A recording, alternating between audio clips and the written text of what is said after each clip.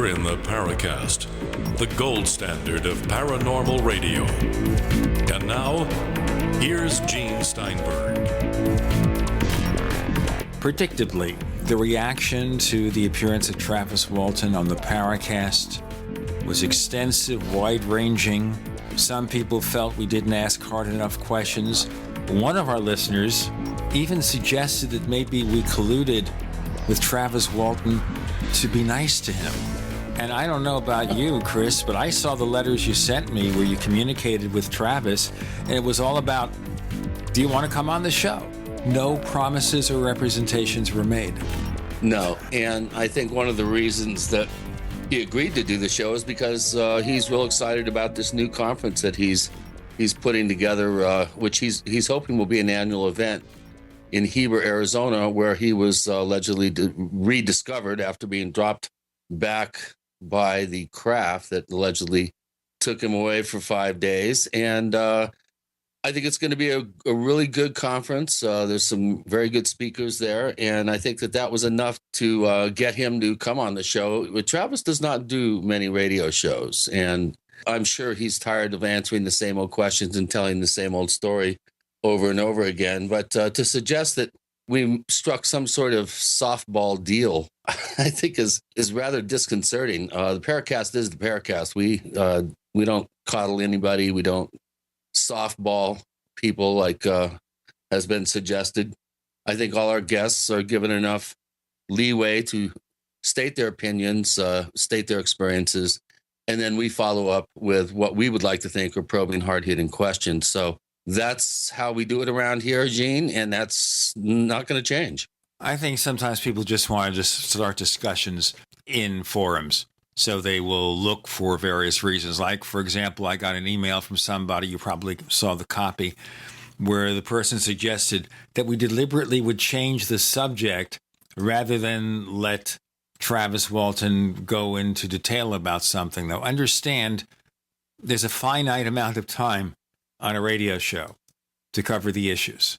And when you have a lot to talk about, as you do with Travis Walton, we're going to move from subject to subject. I assume that since he seemed to enjoy the appearance on the show, he'll come back again.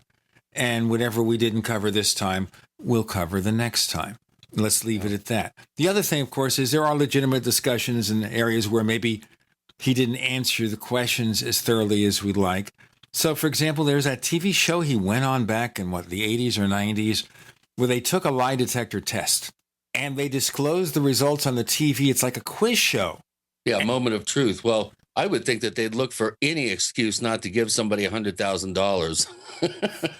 The question was very specific and leading about whether you were abducted by aliens or something. And supposedly he gave his answer being yes, and they said, no, it's not true. Well, maybe in his heart he felt that he wasn't sure what actually happened to him and who abducted him.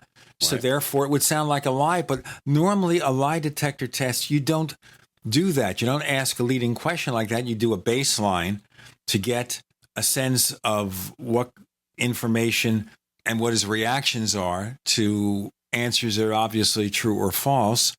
Then you ask questions over and over again to elicit a cross-section of answers. It's not a quiz show. And I'm not an expert on lie detector tests. I know it's not 100% reliable. I know that if somebody believes the lie, they'll pass the test. So what good is it? Yeah, I lost a job because I failed a lie detector test, and I was telling the truth, although the test results said I wasn't. Later, they called me back and tried to reinstate me, and by then I'd gotten another job. But that just goes to show you, these things are not infallible.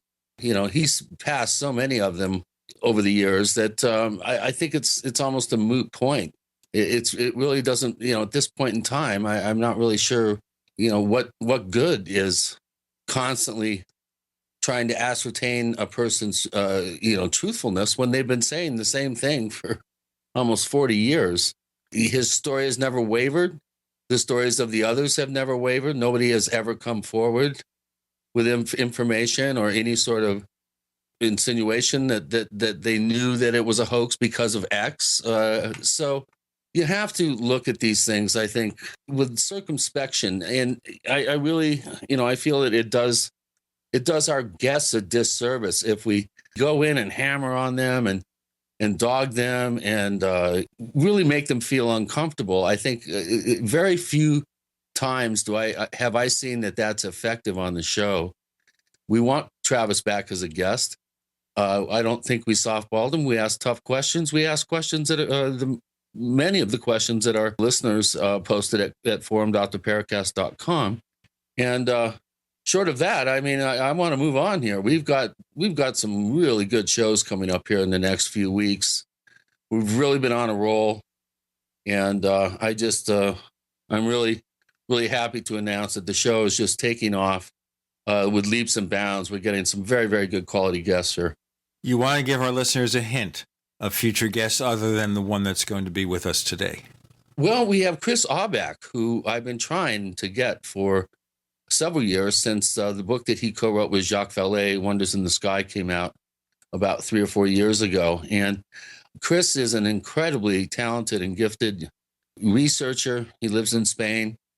We're working out the final details of an appearance by him. And there's others. I would like to get a little closer to nailing commitments down before I really talk about them. But we're on a roll here. We're getting some of the top guests in the field, guests who don't normally do radio shows. It's very, very difficult to attract guests to a radio show or a podcast in this day and age. And people say, well, the only guests you have on are people trying to sell something. Well, that's generally the only time a lot of people are willing to go on a radio show is when they have a reason to do so. So we're doing our best here to get the best quality guests that we possibly can. And our reputation does precede us. We do get guests that will do no other show but ours. And I'm very proud to say that the show is going through some major changes right now with our providers, and we'll have more information on all that as soon as Gene feels ready to divulge some of the particulars. Well, remember, of course, too, we try to follow the Apple Incorporated approach, which is to not reveal what we're doing until the time is right. But feel free to speculate. I mean, it didn't hurt Apple. Apple has $165 billion in the bank. And they tell you nothing except when it's time to stage the media event. In the meantime, everybody speculates. So if you want to speculate on what the Paracast is doing, please go ahead. I know they speculate on things about us that really shouldn't be discussed because they just don't make any sense. But at least they're talking about us. They're keeping their name. We're keeping the name in public. So spell our names right, whatever you say about us. We've got, speaking of names, a great guest today. Chris, tell us more. Well, Marc Dantonio is the official, chief video and photograph analyst for MUFON. And he also has his own special effects company. And as a result of those two interests, he's working now closely with Doug Trumbull, of course, the famous special effects guru in Hollywood who did 2001: A Space Odyssey, Close Encounters, Blade Runner. Trumbull has put together quite a project called UFOTOG, and Mark is pretty closely associated now with this project, and we're going to find out more about that. But we're also going to find out some of his methodology of how he goes about analyzing purported UFO footage and photographs.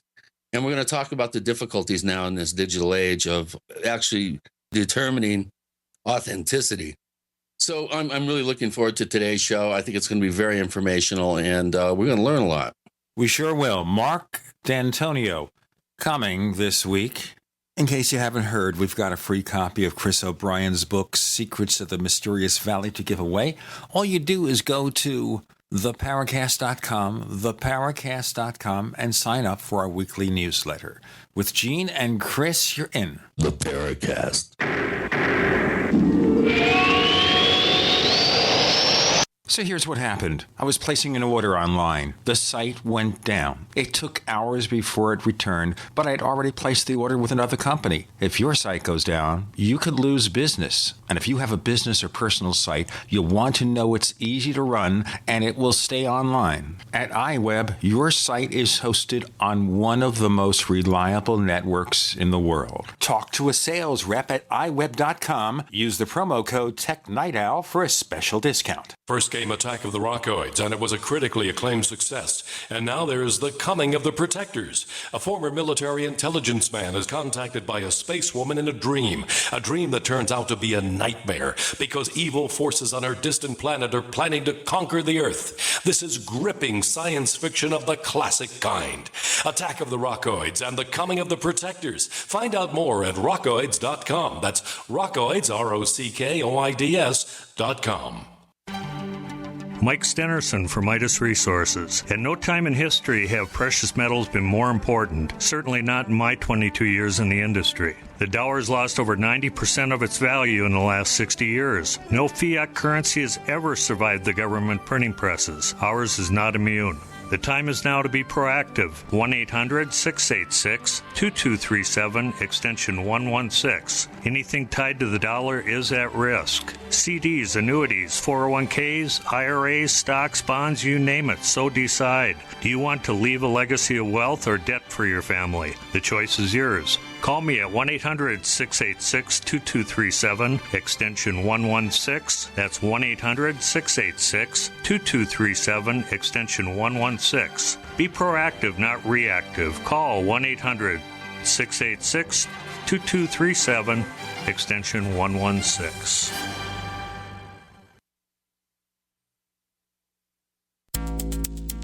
Big business has discovered the preparedness market, and that makes it difficult to know where to go and who to trust. MyPatriotSupply.com is owned and operated by patriots just like you. Has the best prices on storable food, non-GMO seeds, water filtration devices, home canning equipment, survival and self-reliance books, and more. MyPatriotSupply.com has old-fashioned values and the absolute best customer service in the industry. Look for the deal of the day, unique, affordable survival supplies that fit anyone's budget. Get same-day shipping on all orders and free shipping on orders over $49. Call 866-229-0927, 866-229-0927, or visit MyPatriotSupply.com for emergency preparedness, self-reliance, and food independence. Shop with a name you know and a name you can trust. Before it's time to survive, it's time to prepare. MyPatriotSupply.com. Question: could too many GMO foods and toxins be overloading your digestive and immune systems? Answer: yes. If you're searching for a powerful detox that's gentle enough to use every day, use Pro EM1 from Terraganics.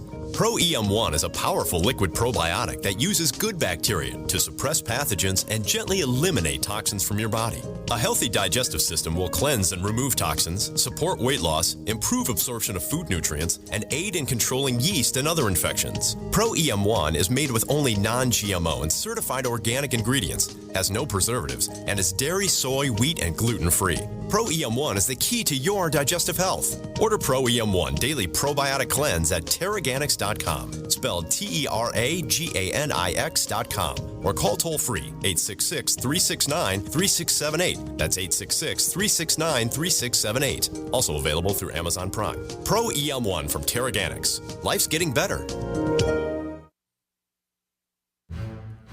We'd like to hear from you. If you have a comment or question about the Paracast, send it to news@theparacast.com. That's news@theparacast.com. And don't forget to visit our famous Paracast community forums at forum.theparacast.com. On the Paracast this week, we're going to get down and dirty into UFOs, videos, special effects, and we're going to have the chief MUFON photo analyst, Marc Dantonio, here. And he's a person with a real commercial special effects background, even before he gets involved in the UFO thing. Marc, welcome to the Paracast. Hey, thank you so much for having me. It's great to be here. So those who might be looking for you at the international movie database or something. Tell us your background in special effects. Well, I don't know that. I've never paid attention to the IMDb, and I don't know that I've put anything up there. But I've been doing visual effects, and my particular brand is called organic effects, meaning not that I play with carbon-based things, but that I create. Tell us the secret here. Maybe you do. Well, one of the things that I like to do is I like to make special effect work, effects that you can actually do in the camera. In-camera effects, they're called organic effects, practical effects. Now, I also do CGI. I've been doing CGI for 12 years. It's used sparingly, and it has its place. It has very, very good usage in certain areas of special effects, but it's not what we depend on. We don't depend on that. We like to create them. This is, for instance, the reason why I work on the NASA's Unexplained Files programs. In season 1, I created a whole bunch of visual effect demonstrations to illustrate science, because my background is astronomy. That's what I got my degree in. So when the season 1 folks came to me and they said, "Hey, we hear you kind of have an interest in UFOs. We see all over the place. Do you think you might be able to help us out on the show?" I said, "Sure. What do you want me to do?" And we negotiated my involvement. I got involved, and next thing you know, I'm doing these demos. They call them demos. They're experiments, and they're science demonstrations, illustrating scientific principles by which we will find other life around other stars. Because in my science of astronomy, exoplanets are my specialty. That's what I've focused on, is planets around other stars, the possibilities of life elsewhere, etc. So season 2 is filming here in a couple weeks. And again, it's a whole bunch of demonstrations to illustrate everything from the image and video and analysis role that I do to, again, speculating about the prospects of life here and could they be here. I firmly believe that they could. And then there's a scientific basis for that, not a faith-based belief in that. So my background comes from having built, every model as a kid that they ever sold. Okay, even some that I didn't even like, but because it was something I could build, I was enjoying it, and I would actually never follow the instructions correctly. I'm the guy that always had the glue on the windshield canopies of the aircraft because I never quite paid full attention to how to handle that stuff. And then as I refined my techniques over the years, I started to become more and more, shall we say, proficient at building models. And so now I own a company that creates models, and we work quite a bit for the U.S. Navy, other armed services. We do a lot of private work. We do collector work, and we do movies and special effects. And we, the UFO thing came when I was 11 years old. That's how that started, because I was always interested in UFOs. And as I got older, I had to have a major operation. And when I got out of the hospital, I was a kid who could no longer go out and play like the other kids for, a year as I was recovering. And during that time, my parents decided to get me a subscription to something called the MUFON Journal, which back then was basically ditto pages stapled together that Walt Andrus would send out that were just sort of rudimentary copies of the UFO reports. And this Mutual UFO Network thing really caught my attention. And I've been in it on and off ever since 1971. And I just have never, deviated. I'm part of other UFO groups. And, you meet all types of people in the UFO arena. There are people that believe simply because they don't think we could be alone. And I totally buy that. But there's also people like me who believe because science sort of impresses us with the notion that it would be arrogant not to, based on factual data that's coming to light, not sheer speculation. Sheer speculation is science fiction. We love science fiction, but almost everything we've thought about in science fiction has come true. And I do believe that will continue to be a trend that we show as human beings. So this is me. This is where I go. Chris has a few questions for you, but I wanted to ask you just one thing here. Now, I don't know about your parents, but I know my parents would never have given me as a gift a subscription to a UFO magazine or to join a UFO club. They thought I was nuts. Hey, I got to tell you, can I respond to that for 2 seconds here? Please. I was always interested in astronomy. I always looked up and I felt homesick. It's just how I felt all the time. It was a 24/7. So I told this to my parents. So one of the other gifts they got me was a telescope. So see, that was more of a real gift, right? So the telescope helped me further my astronomy career, which of course, as I said, I went to school for finally in the end. I always knew I was going to. But I created a space station plan. I wrote it on notebook paper, and it was like 6 or 7 pages long. And I think I was 10 years old when I did this. I drew out pictures. I talked about carbon dioxide reclamation, even though, I didn't really fully understand what CO2 scrubbing was. And I talked about how you'll go to the bathroom, how you'll interact, how to create artificial gravity. And I built this little, not model, but I built on paper a plan, and I sent it to NASA with high hopes. And, a couple of months passed and I heard nothing and I heard nothing. And every once in a while I would say to my mother, hey, whatever happened to my space station plan? And then she would always smile. Well, they're busy. Okay.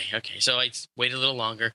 Well, one day I come home from school and my mother's got this incredulous look on her face. She says, you're not going to believe what arrived for you today. And I went in the living room. There's this giant box. To a kid now, it looked like to the size of a refrigerator box to me as a kid. But in reality, it was like a 18-inch by 20 by 3 foot long box. It was long. I opened it up, and I just couldn't believe what I was looking at. There were books. There were brochures. There were cloth mission patches from all the manned programs to that point.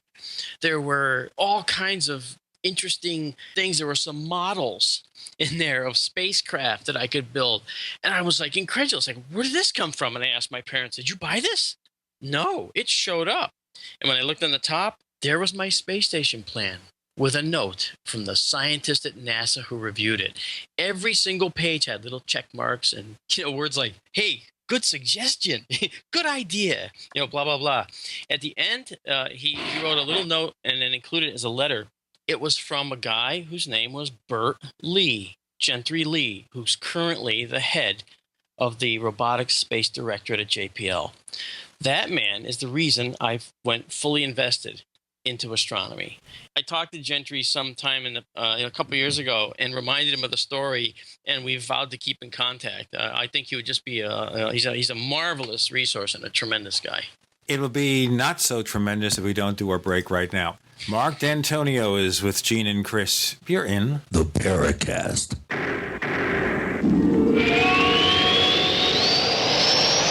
Free from the shackles of corporate America, we're the place for independent thinkers. GCN. Is there a secret UFO agenda? Do strange creatures from the darkest corners of the mind roam the earth? Is there evidence for mind control, time travel, or devious government conspiracies? Find out the inside scoop on the latest conspiracies, paranormal activity, and Freudian phenomena when you subscribe to Tim Beckley's Conspiracy Journal. It's jam-packed with stories, special book and DVD promotions, and the best news, it's absolutely free, sent right to your mailbox. Plus, a bonus free email newsletter sent out every Friday. Simply send an email with your name and address to Mr. UFO at webtv.net. That's Mr. UFO at webtv.net. Find out what they don't want you to know.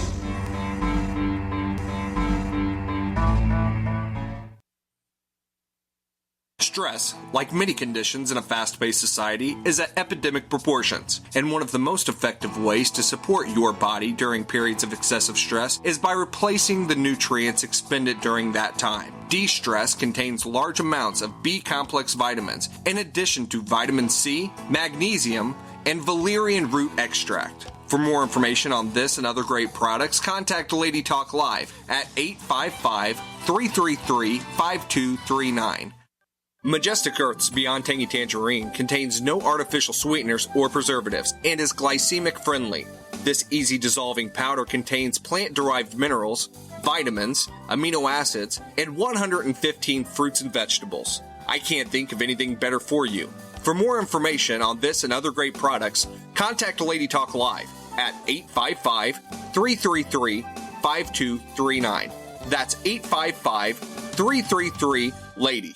We live in a complicated society. Stressful issues are always popping up. Have you ever been treated unfairly by someone? Have you ever been overcharged for a repair? Have you ever signed a contract or a document? Worried about identity theft? How many times have you been in those unique situations where you just wanted to call an attorney to find out if you're right or wrong, or what your legal rights are? But every time you think about calling an attorney, what do you think about first? That's right. Who do you call, and how much will it cost? Our friends at Legal Shield have found a solution. With a nationwide network of 6,900 attorneys who average over 19 years of experience, Legal Shield's law firms take over 40,000 calls per week helping their members. For less than $20 per month, you can have access to Legal Shield on everything from the trivial to the traumatic. Let Legal Shield stand up for your rights at lsprotection.com. That's lsprotection.com. Or call 855-340-SAVE, 855-340-7283. Results will vary from case to case.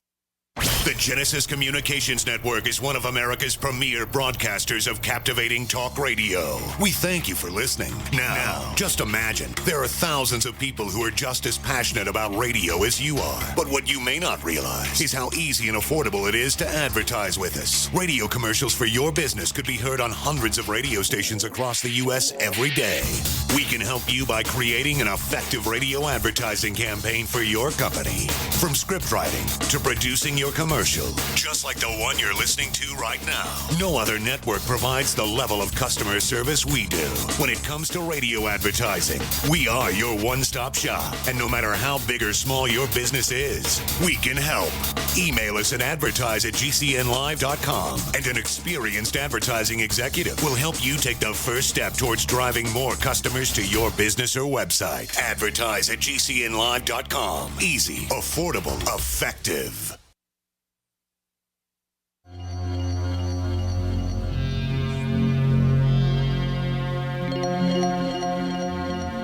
Hi, my name is Richard Dolan. You're listening to the Paracast.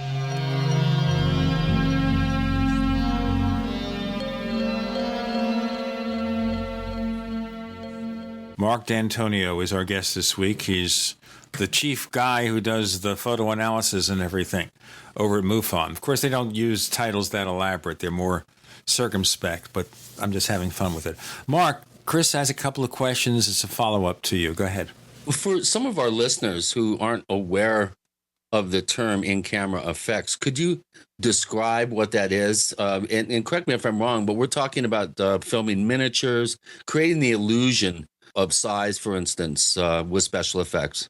You know, Chris, that's a very good point. And, and I do tend to gloss over it. But part of the reason that we're in this business with ufology, that we're in at all, is because people sometimes don't have a full understanding of how cameras work and how you can use a camera. I have a line that I say to people all the time. That line is, cameras can take pictures of ordinary objects and make them look extraordinary.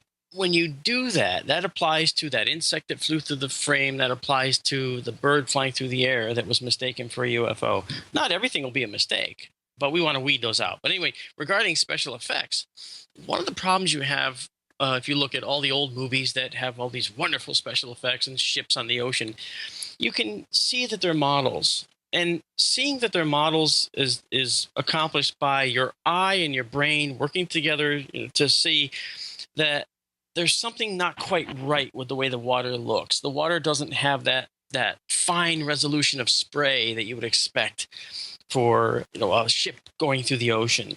This is because of the scale of the model. The larger the model, the more realistic the water will look. And we have no control over water. Water will operate the way water operates. It has small, round, undulating waves. But in the ocean, where there's big storm waves, you see how they operate. They're much slower. They come to a peak. They have spray coming off the top, and they have very fine ripples and lines in them that you just can't force water to do when you're using a smaller 5 or 6 foot long, ship model and expect the same results. As a visual effects artist, we have to use other means to do things like that. When we're using our cameras, the first thing that's important, most important with the camera, is to make sure that the entire thing is in focus. Now, you'll take a picture sometimes and you'll notice that you were trying to take a picture of the person in front of the camera, but instead you focused on the wall behind the person, and the person's a little out of focus, but the wall is sharp. Well, the wall wasn't your subject. That's called a depth of field error, okay? The depth of the field, in other words, the distance from the lens to as far as you are interested in shooting has to be in focus. That's called depth of field, the depth of focus, all right, from the camera on out. You can set the depth of field to be from 10 inches away from your camera all the way to the farthest horizon, or you can set it to be a point 5 foot 1 inches from the camera to 5 foot 10 inches from the camera. You know, they can make it a very shallow depth of field, a very shallow plane or thickness of the focal range. And so we play with that all the time. And one of the considerations that you have to concern yourself with is that to get more focus and sharp pictures in visual effects arena with a model, you need to have the camera what's called stopped down. You all hear, you know, to some extent, most people know about f-stop of a camera. That's the size of the opening that's allowing the light in through the lens. Well, that can vary. You can have it at f2, or you can have it at f22. Now the difference is f2 is wide open, and then everything graded in, gradually in between goes to smaller and smaller and smaller opening until it's the size of a pinhead at like f32 or f22. Let's not get too technical here, Mark, because most people who handle photography these days do it with their smartphones. And I'm going to ask you about that too, which is we've got all these smartphones with more and more sophisticated features. So just this past weekend, Apple introduced the iPhone 6. And the iPhone 6 Plus, the bigger one with a 5.5-inch screen, has such things as optical image stabilization. It's just one focal length. You don't have, multiple lenses and stuff like that. So is it possible to create a credible special effect or fake UFO picture with your iPhone or with your Samsung Galaxy?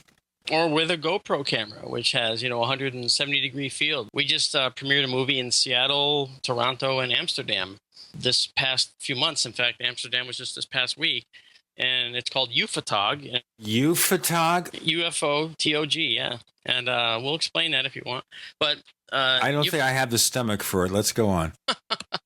UFOTOG was a pioneering effort in 3D, where we actually show Doug's process of creating a very, very high-intensity 3D experience unlike anything ever seen. And it works. It is that way. In fact, we've had a lot of very high-end people in Hollywood and so forth attend the premieres, and they were blown away.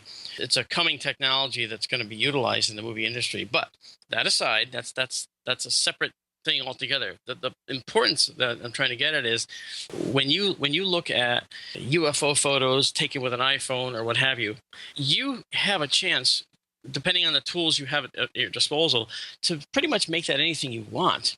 When we filmed our movie, we used GoPro cameras for some of the scenes.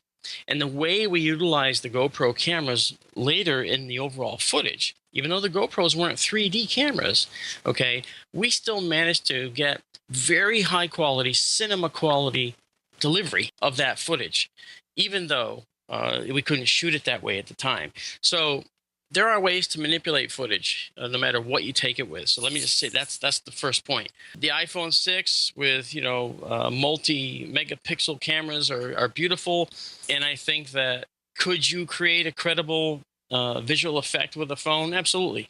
There are apps right now that you could insert a UFO into the frame of a picture and make it look semi-real. I get those all the time, and because I myself have taken well over 500,000 photos of the night sky, and I've taken every single bad picture you can take, so I recognize a lot of the artifacts right off the bat, and so we can dismiss a lot of those.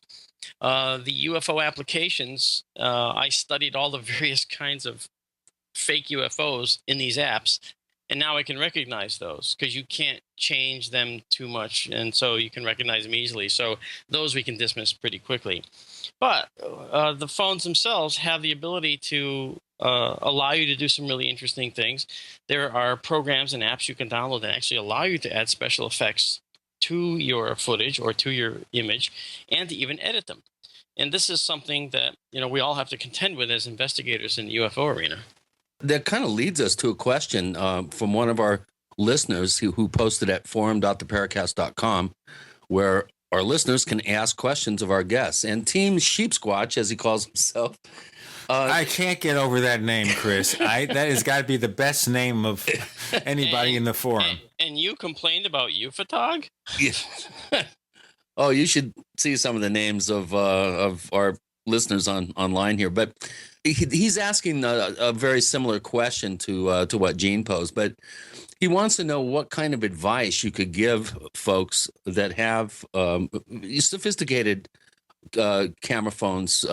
He has an iPhone 5S, for instance, and he says, can you give us some advice on how to take better pictures and videos of real aerial phenomena with a cell phone? He says he's tried to photograph several unusual objects in the last few months, and he never seems to be able to get a good shot. And like I said, he does have an iPhone 5S. Yeah, when you look at the size of the lens system on there and the size of the sensor on the phone, you get what you get. There's no telephoto lens that you can stick on there, as you pointed out. There is no larger picture size other than the native raw size that you get with the iPhone, which actually isn't that bad. When you look at the phones and the way the lens systems work, it's going to be a little bit difficult to try and expect a very small lens system to have the kind of clarity that a larger lens system has. With the surface area of the lens, it can take in light rays and focus them, to a sensor properly. Then the size of the sensor in the phones is much smaller than the size in, say, a commercial Nikon camera. Let's discuss the limitations more in our next segment. Marc Dantonio is with us. Stop the presses. We've just learned that Chris Aubeck, best known as co-author with Jacques Vallée of Wonders in the Sky, will be on the Paracast next week. Chris Aubeck, you're in the Paracast. Headlines, suspensions, FCC investigations. That's Mancow for you. Hear him here. GCN. Attack of the Rockoids has been well received by critics and readers alike. It's a thrill-a-minute story you'll never forget. A former U.S. military intelligence officer is haunted by intense dreams about a beautiful woman pleading for his help after a terrible battle in outer space. But the dreams turn out to be true and thrust him into a telepathic love affair with a woman whose faraway planet is intent on destroying the Earth. And now the gripping tale continues in The Coming of the Protectors. It's the second book of the Rockoids trilogy, a galaxy-spanning adventure that pits our hapless heroes against powerful, fanatical enemies that threaten the lives of freedom-loving beings everywhere. Attack of the Rockoids and The Coming of the Protectors, classic science fiction at its best, available now. For more details, visit rockoids.com. That's ROCKOIDS.com. Have you heard? Proactive Plus is faster and better than ever. Stay tuned for a $1 million bottle giveaway, and you'll also receive free shipping. Do you have troubled skin? Acne? Well, we have great news. With Proactive Plus, your acne can heal, and you can help prevent new breakouts from happening. Don't miss this limited time offer. Give us a call at 800-538-5252 because we're going to let 1 million people try Proactive Plus risk-free and get 2 free gifts and also receive free shipping when you call right now. You heard it. This offer won't last long. So call Proactive Plus now and you'll receive a 60-day risk-free trial of Proactive Plus, 2 free extras, and free shipping. Call 800-538-5252. This is our exclusive radio offer, never on TV. Get your risk-free 60-day trial of Proactive Plus with free shipping. That's right, free shipping. Don't wait. Call 800-538-5252. That's 800-538-5252. If you need to say happy birthday, happy anniversary, thank you, or simply I'm thinking of you, ProFlowers.com is the key. ProFlowers has stunning bouquets, like the best-selling 100 blooms for $19.99. Plus, ProFlowers will include a glass vase for free. Sending someone a wonderful surprise of beautiful flowers sent fresh from the fields is easy. Choose the bouquet you like, pick the delivery date, and each order is 100% guaranteed. Plus, all bouquets from ProFlowers are guaranteed to last at least 7 full days.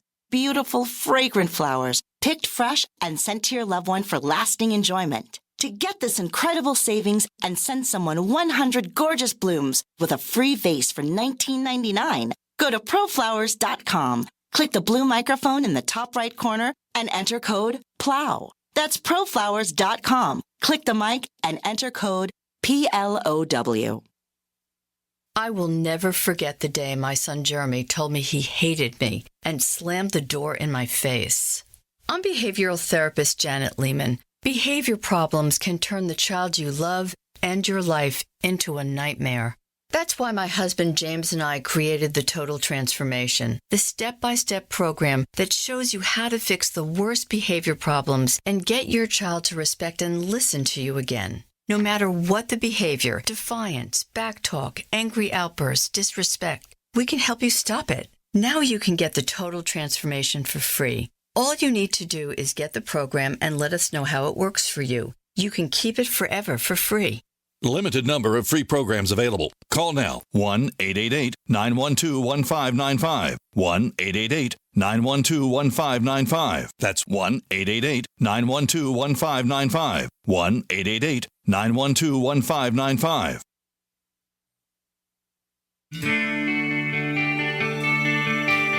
This is Jerome Clark, author of the UFO Encyclopedia and other books. You're listening to the Paracast.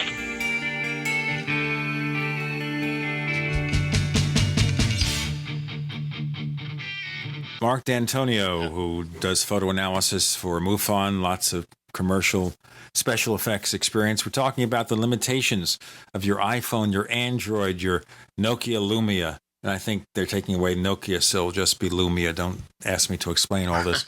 But the point being here, the limitations of these little tiny cameras.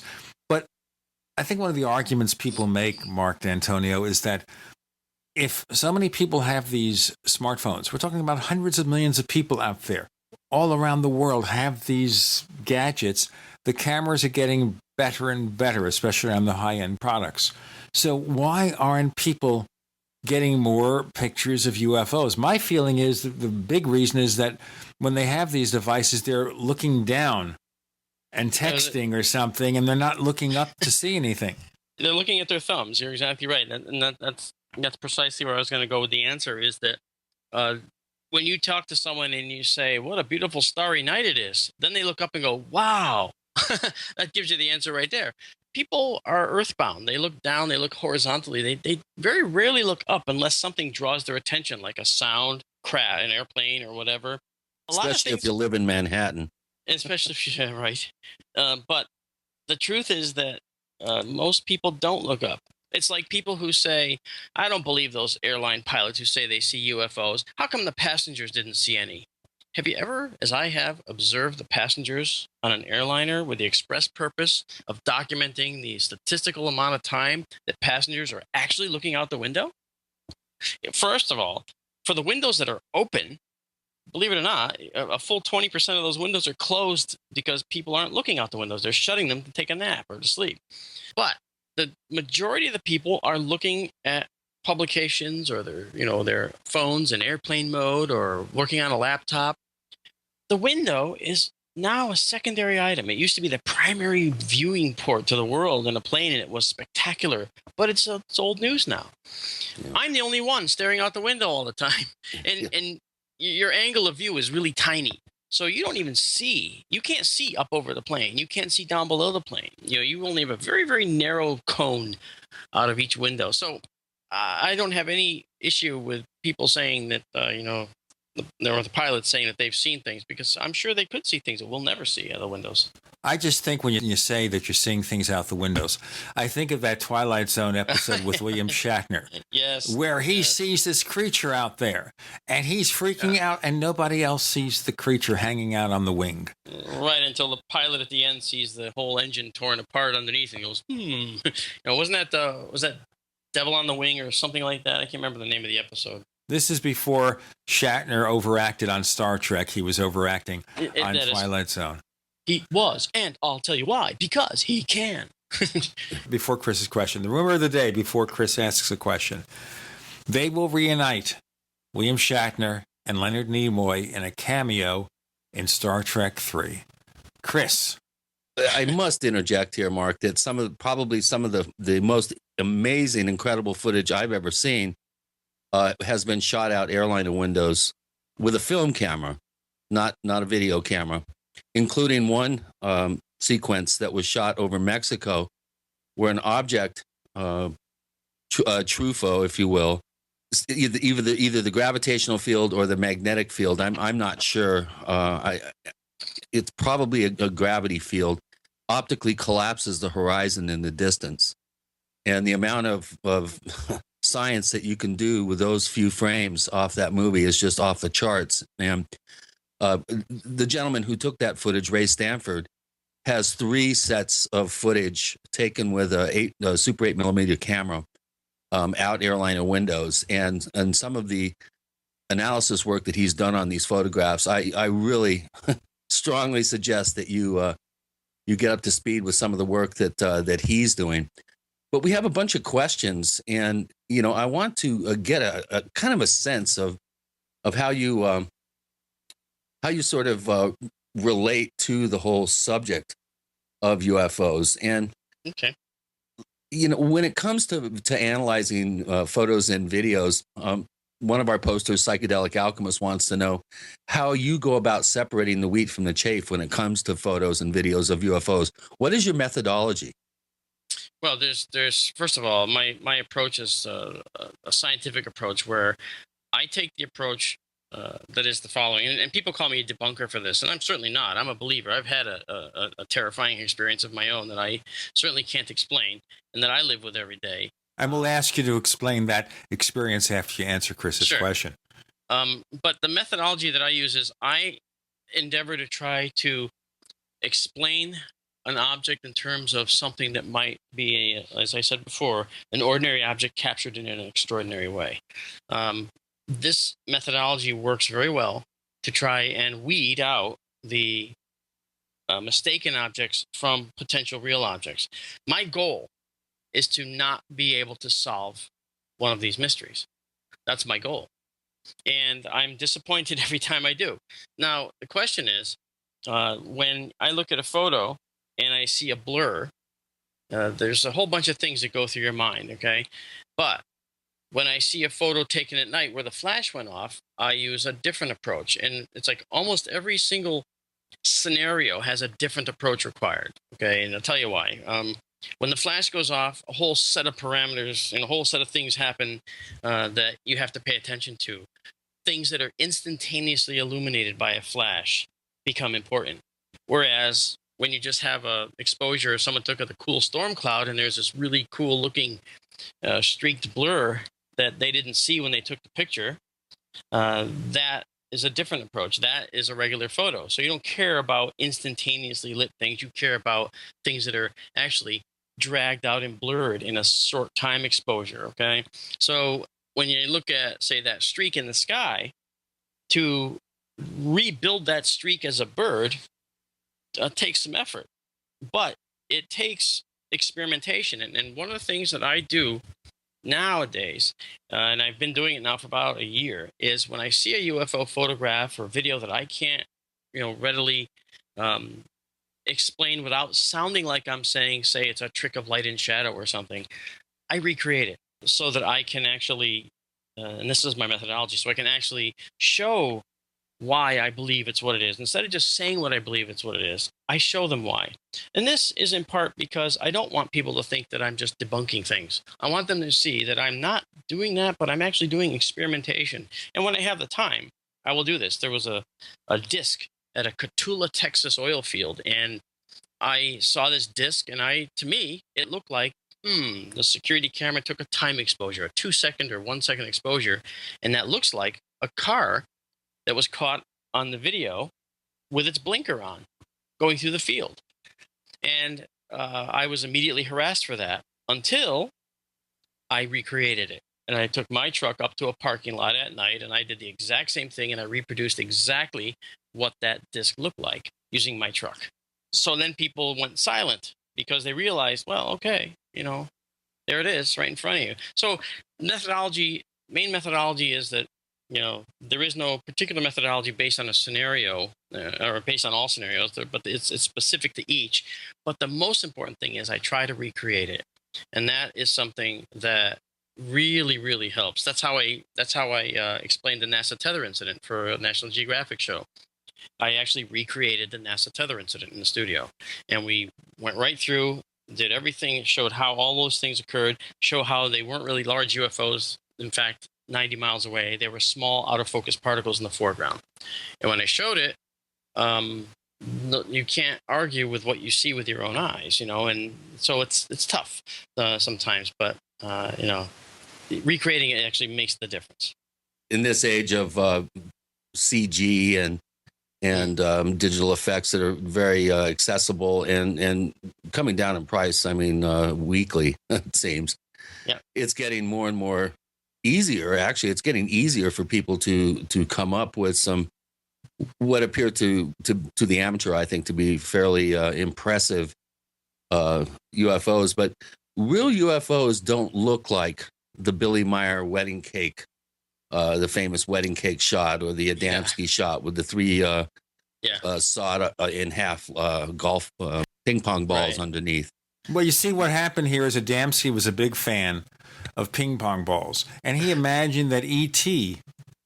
loved to play ping pong, and they loved it so much they used the ping pong balls as landing gear for the UFOs. Does this make any sense, ladies and gentlemen? I know it doesn't, but we have to do our break.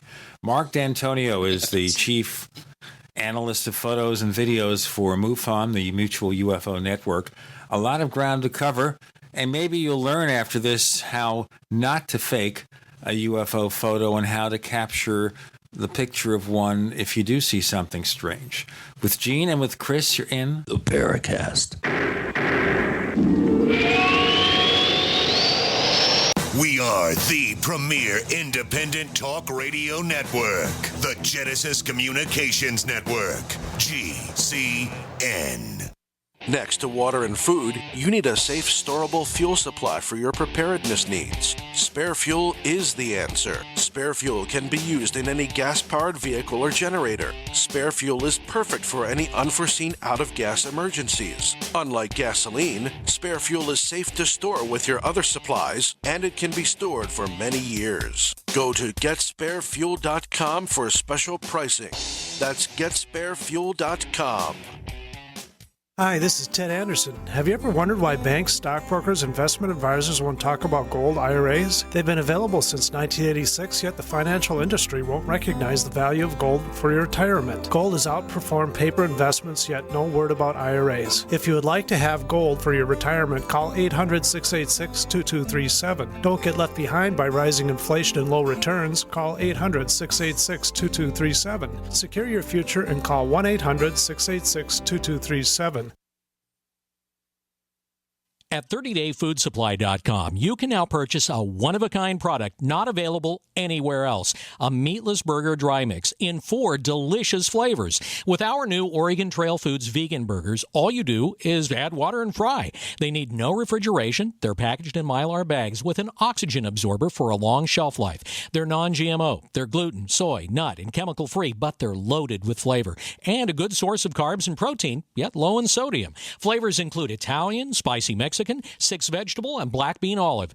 Go to 30dayfoodsupply.com or call 541-229-0010 and order today. Eat them every day, take them camping, or save them for an emergency. Check them out at 30dayfoodsupply.com and click on the vegan burger icon. That's 30dayfoodsupply.com, where all of our products are produced in Oregon by Oregon Trail Foods. 30dayfoodsupply.com.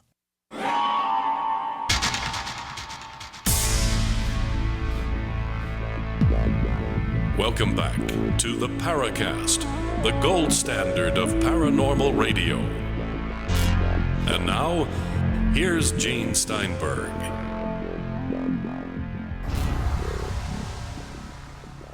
On the Paracast with Gene and Chris, talking to Marc Dantonio, the person who analyzes photos, the chief photo analyst for MUFON. Just want to mention something here. We still have that free copy of Secrets of the Mysterious Valley to give away. It's the ebook version, and here's how you get a copy. You go to theparacast.com, sign up for our weekly newsletter, and within a few days, you'll get your copy of the book. Chris, you want to pursue further questions? Well, there are several questions that kind of are asking the same thing, and that is, obviously, the vast majority of UFO photos and videos can be explained in one way or another. Do you think it's a waste of time to pour over hundreds and hundreds of shots and maybe come up with a handful that pass muster and are truly anomalous? I mean, don't you ever kind of scratch your head and go, why do I do this? I mean, what's the motivation? Is your motivation to really find that slam dunk shot or bit of footage? And doesn't it get a little bit depressing and kind of boring after a while, pouring over out of focus insects, orbs caught at night, particulate matter close to the camera, illuminated out of focus in a flash, insects, birds with their wings folded, dive bombing, that sort of thing? Does it get old after a while? You want to know something? It doesn't. You know why? Because the only thing standing between us and extraterrestrial visitors is their science. We have to further our science, and it means going down this path. This is how we're going to do it. It's like the only way we're going to find life around other worlds, in my view, is to analyze the atmospheres of the planets from Earth as we can see them around, planets around other stars. If we see oxygen in a planet that it's in its habitable zone where water can exist, then the likelihood that that's produced by life is fairly high.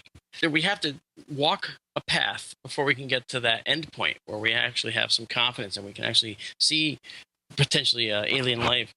I think that if aliens exist, as I believe they do, and that they're probably here and have been here, well, it's not a mystery to me. The Fermi paradox. Where are they? It's not a mystery to me that no one's seeing them, because I believe that the techniques required, and this is a scientific belief, the techniques required to travel interstellar will preclude them from being particularly visible in our X, Y, and Z all moving through time of our universe in particular. And that's, sounds science fiction, but it's actually related into string theory, which we're not going to get into, of course. But as far as disappointment, no, because this is, to me, a means to an end. Am I disappointed that this particular really cool video turned out to just be a CG fake? Well, sure, you can call that disappointment. Well, you can hire the guy. Well, yeah, that's actually happened. But in particular, we've been very pleased. I've been very pleased that the photo analysis unit team within MUFON is with me has been very, very dedicated to learning the idiosyncratic behavior of cameras, whether cell phone, infrared, specialty platforms. But to that end, in trying to get past the issue with cameras, that's where Doug Trumbull and I come in. And with our system, I mentioned to you before, and I think it was Eugene that laughed at the name UFOTOG. But UFOTOG was Doug Trumbull's original invention, which was a Humvee with a hydraulic lift that brought multiple instruments out of it to scan the night sky. And the idea was that multiple instruments would take in their own versions of the sighting. Now, that was one unit. And when I joined Doug around 5 years ago, I said, why don't we make this thing smaller and make it a deployable platter and have them talk to each other, send us alerts by satellite, and we can go the whole 9 yards. And he was intrigued. Yeah, but you got to know where to park it. Actually, let me explain that. When you look at the night sky, it's huge. You're absolutely right. So what we've done is I actually put together a team of scientists from around the country, and most of them are all national laboratory scientists, either current or former. And they're all on board, and they're all working with us, and they're creating units that are going to be on these platters. We're all doing this out of our pocket right now. We're not funded yet. Doug and I are talking about options for funding and so forth. And there are people that are very motivated in getting involved with us. But one of the things that's important here is that each of our systems is going to be a small serving dish-sized platter with cameras that are going to look at the sky all the time. It's going to look in the ultraviolet, infrared, visible range. It's going to have ways to detect aircraft and know that they're aircraft and not other things. They have onboard satellite database, so they can actually see that little light going over is actually, a satellite, and which one. Right, and like there are software packages like FlightAware, for instance, that'll give you the name of all transponded flights. Right. The ones that have that. Are you going to have motion detection and record on motion? In the way that actually works, is each frame of the camera will simply, it's going to be subtracted from the previous frame. Anything that's there is something that shouldn't be there. It's a new alert. So it'll then average those out over a few frames and see if it's really there or an artifact of the camera, because they can do that, and that determines what there's an alert. That's a very simple explanation for a very complicated process. But one of the scientists on the team is the guy that created with his team the lunar orbiter Clementine's camera. So we're talking about people that get these things working right out of the box. Okay, these guys, you don't put a satellite in orbit and have it say, "Oops, I forgot to connect that wire." These guys get it right out of the box. And so the UFOTOG platters are called UFOTOG 2 as the successor. And our goal is to deploy them in hotspots that people have identified. We've talked to some native peoples, and they're motivated to allow us onto their lands to place units there. Give us a short list of some of the hotspot areas you've ID'd. Well, we have a couple that, we have, for instance, there's one Native American reservation, for instance, that has a generational exposure to unidentified flying objects. Now, just because we talk about Native peoples doesn't mean they didn't go to college and that they're not educated. These people are very smart people, and they know the difference between airplanes and satellites and all that, and they even understand the natural phenomena like lights that occur because of magnetic field interactions on the ground, all right, more so than a lot of other people. And these people, being so savvy, are dumbfounded by the fact that there's some lights that keep showing up out in their reservation lands that have no source. They don't seem to be coming from anywhere. So they want to know what they are. So that's an example. We heard about in the 1990s, there was a USO, an unknown submerged object flap that occurred off the Santa Catalina, in the Santa Catalina Channel in Southern California. And that's a relatively deep channel that had really odd occurrences. Over 200 sightings occurred over just a few weeks or days. And so we would go to those kind of hotspots, all right? And we also want to deploy regularly because we believe that they're out there, and around here. I think that if they would come interstellar, that they would set up probably deep in our oceans because they could, and that's the place to go. Not because of the movie The Abyss. I thought about this before The Abyss, and when I saw that movie, I said, hey, that's what I think. Well, Hollywood steals ideas from everyone. Yes, they do. But the point is here that these systems aren't just visual. Our platters aren't going to be visual systems alone. We have radiation detectors, magnetic field detectors, EMF detectors. We have corroborative data, meaning I corroborate the data with another piece of data that's independently acquired.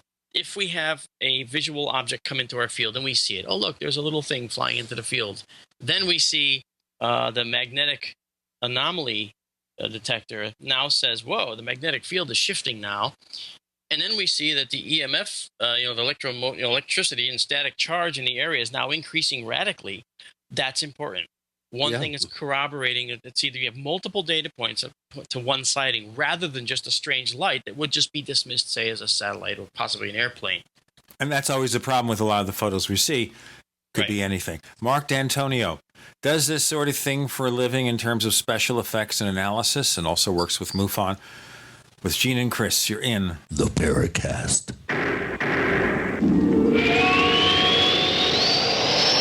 Do you need a website? Well, you can get a great deal on hosting services with Namecheap's legendary coupon code. They're offering substantial hosting discounts on shared hosting, business hosting, VPS hosting, reseller hosting, and even dedicated servers. Namecheap is preferred by millions. It's backed by a money-back guarantee. Use the coupon code LEGENDARY to cash in on the special deal at Namecheap.com, Namecheap.com. First came Attack of the Rockoids, and it was a critically acclaimed success. And now there's The Coming of the Protectors. A former military intelligence man is contacted by a space woman in a dream that turns out to be a nightmare because evil forces on our distant planet are planning to conquer the Earth. This is gripping science fiction of the classic kind.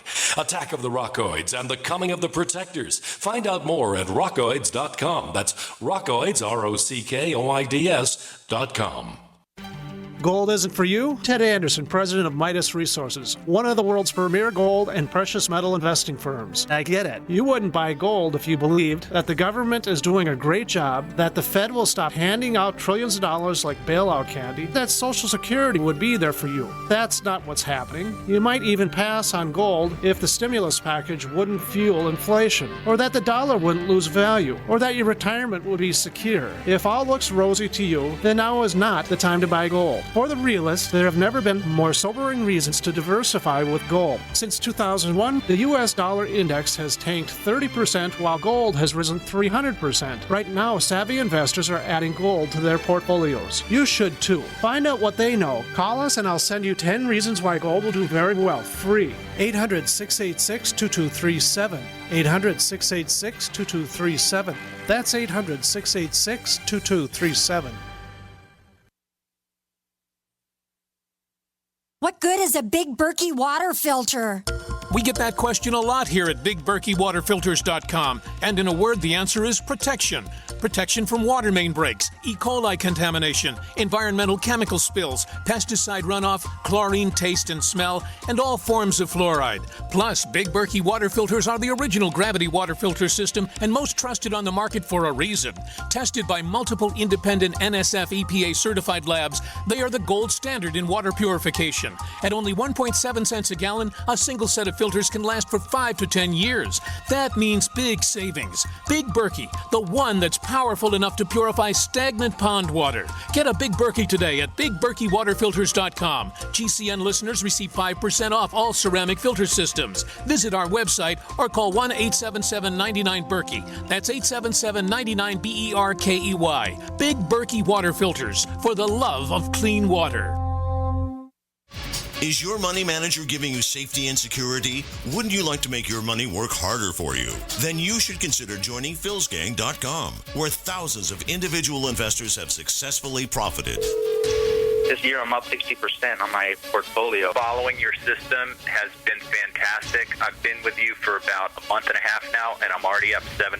I've been in the business for a long time, and you're really one of the best I've ever heard. Well, I just want to let you know what a great teacher you are. For over a decade, philsgang.com's Phil Grandy and Donald Cogswell have been teaching, coaching, and investing right along with all Phil's Gang members. I want to thank Donnie for market rep. I bought 2,500 shares of AUI and sold it this morning at $820 profit. Why not join thousands of satisfied Phil's Gang customers today? Go to philsgang.com, philsgang.com, or call 877-600-4264. That's 877-600-4264. Call today. We'd like to hear from you. If you have a comment or question about the Paracast, send it to news@theparacast.com. That's news@theparacast.com. And don't forget to visit our famous Paracast community forums at forum.theparacast.com. Here on the Paracast, we have Marc Dantonio, who's educating all of us now on practical issues involved in getting a decent photo of a UFO, even if you see one. And yeah, but we're missing a point here. The point being that triangulation, having multiple cameras focused on a single aerial event, is the golden egg. That is where you're going to get some of the best quality data.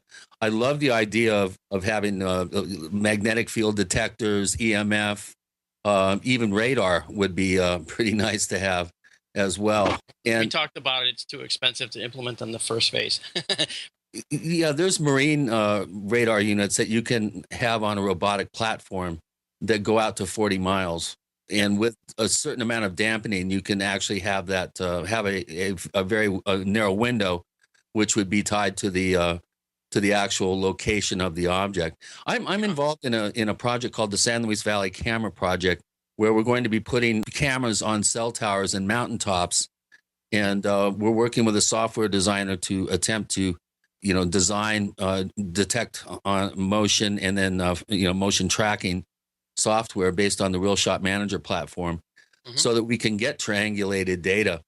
A single camera is only going to be able to tell you so much. If you have a minimum of 2, obviously, vantage points, and the optimum will be 3 or more, you'll be able to determine all sorts of wonderful things: size, distance, data, energy extension.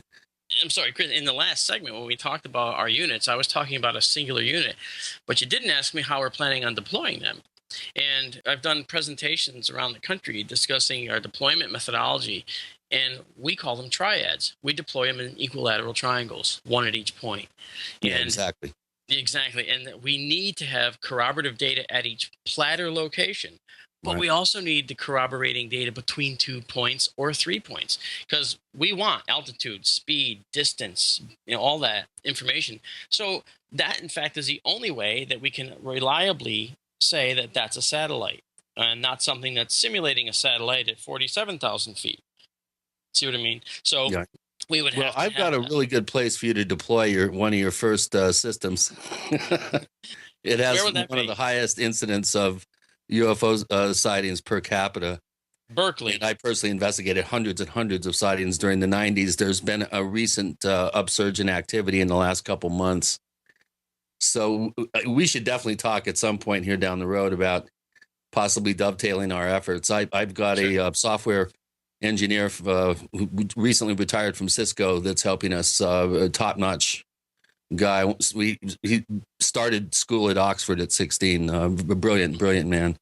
Well, so you should mention. We definitely should compare notes, I think. Go ahead. We will talk. But you should also make sure that he has. If you have more than one unit to do this triangulation, then you want to include something we're doing, and that is these little XB radios. XB is a nice protocol. It's a little tiny radio. It's the size of your thumb, has a 6-mile range. And if the thing sees something, if you have it, say, 2 miles out somewhere, you'll get an alert. But the nice thing is we're using them to communicate between nodes of the equilateral triangles, so that each one of these units will know that there's an alert in progress, and will focus and try and acquire data in a particular direction. Now, there's no moving parts in these platters. These things are actually separate cameras all pointing at one dedicated region of their sky. So what that means is if a northwestern pointing camera, say, to keep it easy, on unit 1 in a group of 3 sees something, it's going to talk to the other guy down the line in that same triangle and say, hey, do you see this? And then its camera is going to get a higher priority and see if it can see that. And actually institute perhaps some time exposures to try and grab some path data or whatever.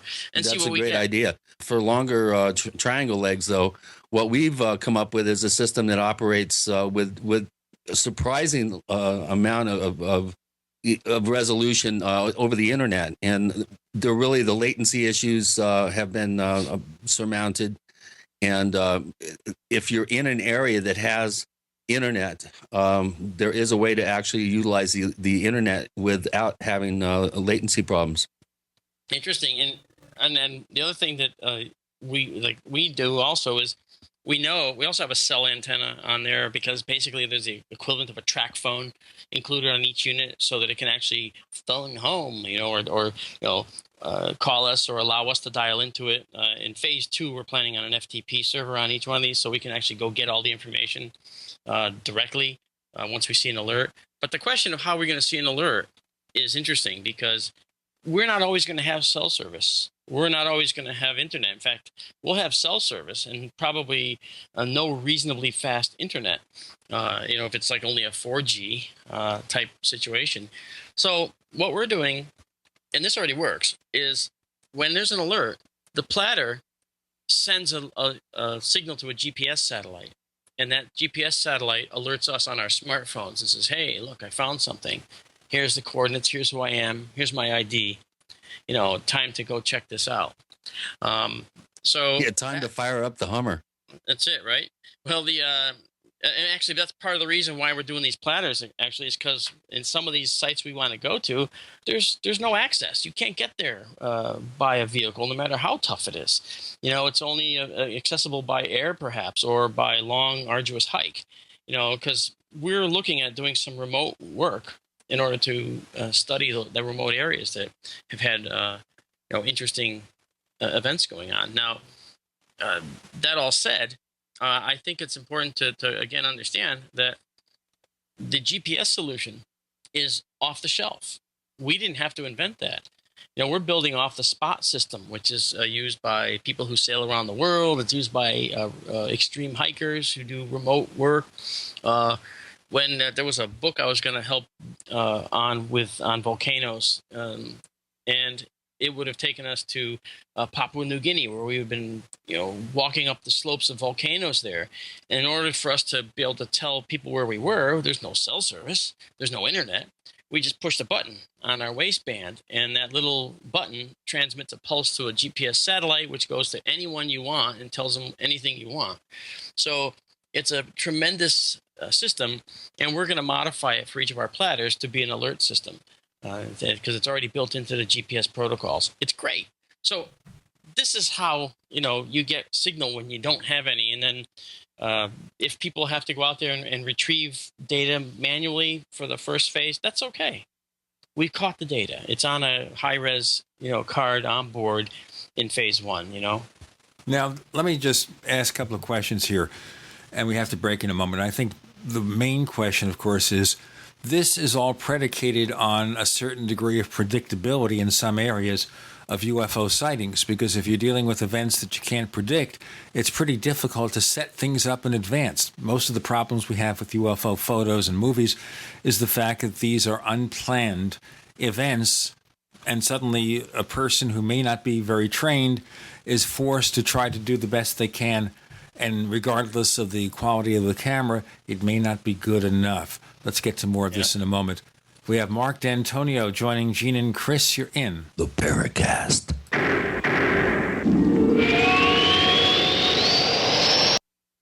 We are America's largest independently owned communications network, GCN.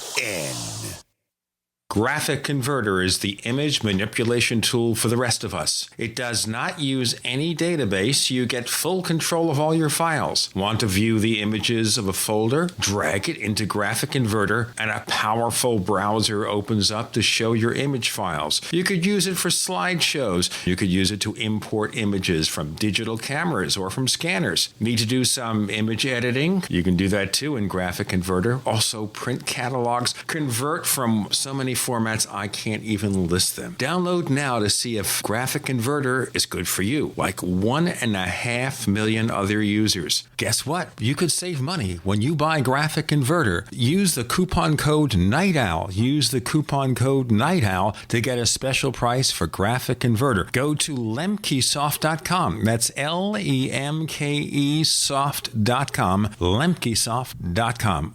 LEMKE soft.com. This alert just came in. This special announcement is for business owners and leaders of organizations who've been waiting for the right time to build.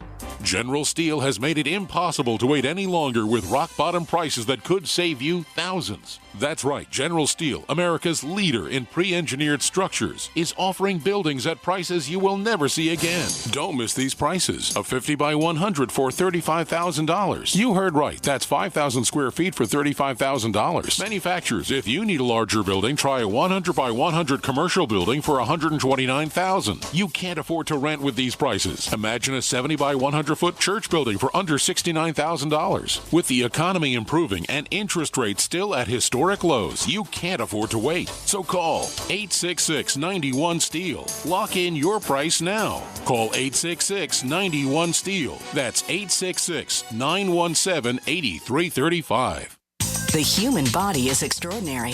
Despite all the stresses we inflict upon it, it still works hard to stay in balance. Thousands upon thousands of people rely upon Heart and Body Extract to help their body stay balanced. This excellent 100% natural herbal formula helps maintain healthy blood pressure levels, cleans arteries, promotes good circulation, balances cholesterol, and more. HB Extract, paired with healthy lifestyle choices like good nutrition and exercise, can give you a life free of pain, sickness, and fear. Recapture your youthful vitality and experience your body healing itself with the aid of HB Extract. It's extremely effective and it starts working in just days. Visit hbextract.com to learn more and to read scores of testimonials from satisfied customers. And we've never increased our price in over 10 years. That makes Heart and Body Extract as great a value now as it was the first day we sold it. A healthy heart is a happy heart. Call 866-295-5305 or go to hbextract.com. This is Dan Pilla. Do you owe the IRS money you can't pay? Are tax debts crippling you? I've defended people from the IRS for over 30 years. I've helped thousands, and I can help you too. I wrote the book on IRS settlement, and I'm telling you, there's no such thing as a hopeless case. Call 800-34-NO-TAX to finally get free of IRS debt. With the IRS's new programs, there's never been a better time to solve your problem. Call 800-34-NO-TAX. That's 800-34-NO-TAX, or my website, danpilla.com. Genesis is defined as an origin, creation, or the beginning. Genesis Communications Network began with the mission of providing you with the kind of compelling content you're listening to now. And at GCNlive.com, you'll find a free archive of our nation's history, narrated by GCN hosts, explored, shared, and passed down to future generations. GCN is the future of talk radio, but we should always strive to learn from our past. Together, we are GCNlive.com. GCN.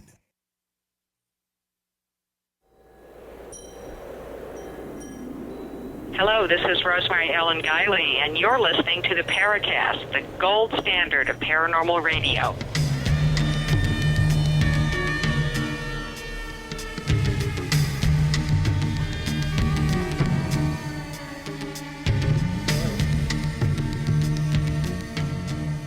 So we're learning all the great techniques that Mark and his colleagues are setting up here to be able to take pictures, triangulate, do the things that are necessary to get really good, solid photos of UFOs, if only they cooperate. You could write a scientific paper if you got triangulated footage with the kind of gear that Mark and Trumbull are using. Oh, absolutely. But I wanted to just ask something else that you raised earlier in the show, and I don't want to get away from it because of the fact that you're trained in astronomy, Mark, and that is these extrasolar planets that we're discovering all in all. Now, physically speaking here, these satellite-borne telescopes, Kepler and then the Hubble telescope some years back, they didn't actually see something. They see the effects of something on a star to determine there's a planet there, right? That's an outstanding point. For most people, they say, they hear we found the planet. Oh, cool. And then they produce this rendered image of a planet that's obviously meant to be just a rendered image, and people say, look, there it is. No, you're absolutely right. To give you an idea of the problem, Alpha Centauri is the closest star system to us. There's 3 stars in that star system. We found a planet around one of those stars, all right? Now, Alpha Centauri is, one of the components is just a little bit bigger than the sun. Now, if I were to hold the quarter coin out as far away from the camera as I had to go so that the size of the diameter of that coin would be the same diameter as the star, I'd have to move that coin away from the camera 750 miles for it to be the same diameter as the star. And the planet is 100 times smaller than that.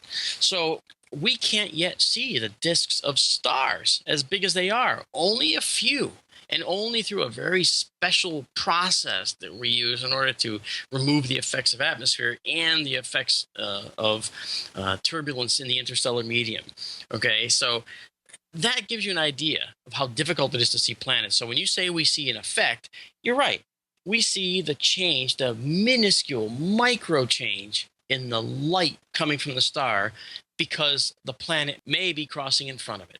and that's called a transit. That's just one of the methods used to determine whether a star has planets around it. There are several methods, and I actually have a book called The Populated Universe, which is coming out soon, and it talks about all this, everything we've been talking about. It details exoplanet science, and in a layman's terms, it explains how we're finding planets and what it means to us, and why life, I believe, is predestined in the universe, because the universe is creating the building blocks of life just by itself. And I talk about the science of that. But when we look at the size of planets and the way we detect them, it's so monumentally difficult to determine and make that final conclusion that that little tiny dip in the change of the light around that star was due to a planet. You have to then take one of the other techniques that are used to determine if there's planets around other stars, and then initiate a study on that star with that technique. And there's another 2 or 3 years you got to wait, or 4 years. And then you say, yep, that one confirms that there is a similar change in the star, that's an independent change from the transit dimming of the light. Then you say, okay, that candidate is now a planet. But now it's a planet, but what kind of planet? Is it a Jupiter-type planet? Is it an Earth-type planet? How do you know? How do you know where its orbit is around the star? How do you know its size, its mass, whether it has an atmosphere or not? All these things, believe it or not, we're actually able to get answers to for the most part. We can't determine atmospheres yet. We can't really determine the sizes as well as we want to. It depends on a lot of things. And for the most part, the Jupiter-sized planets are easier to see than the small ones like Earth. Earth is a very small planet, and especially when it's a few light years away, or even 1,000 light years away. So when we're looking at the distant stars, it's monumentally difficult to try and find a planet that's Earth-sized. We can find planets that are like Jupiter and above because they're bigger, so we can see their transit information when they block some light of the star easier than a smaller rocky planet. But what's interesting is we can detect on those planets, we can actually start to get an idea of their orbits around that star. And if we notice that orbit is changing a little, well, then maybe something else is influencing it, such as another planet. Not all stars have planets that are passing between us and them. Okay, so that means that the plane of the orbit of that solar system has to be edge on to us so that we'll actually see a planet dim some of the star's light as it passes in front. That's just a statistical occurrence that favors us. That's nothing that you expect and that will be out there. They're at all angles whatsoever. So a statistical sampling of what we found so far shows us that just in our own galaxy, we probably have in excess of 18 to 20 billion Earth-like planets. And that is an astonishing result because it's based on science. It's not based on Star Trek. It's not based on other science fiction.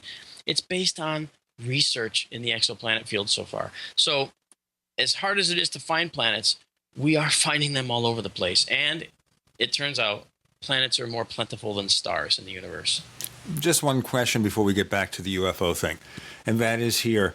Obviously, we're looking at the impact, the side effects of a planet and making a lot of guesses. What are the chances that our technique of performing this ledger domain might just not be that correct? Well, there's uncertainty in every single calculation. Every single planet in the exoplanet database carries with it some uncertainty. Some are better known than others because there's more than one technique that corroborated. Again, that corroborative data is so important in science that corroborated that find. And it's possible that there are erroneous data points. As a matter of fact, some candidates that were about to be declared planets were shown to be giant spots on the star. We have sunspots on our sun. Some stars have star spots. And based on the amount of time it took for the spot to go around, it was mistaken for a planet.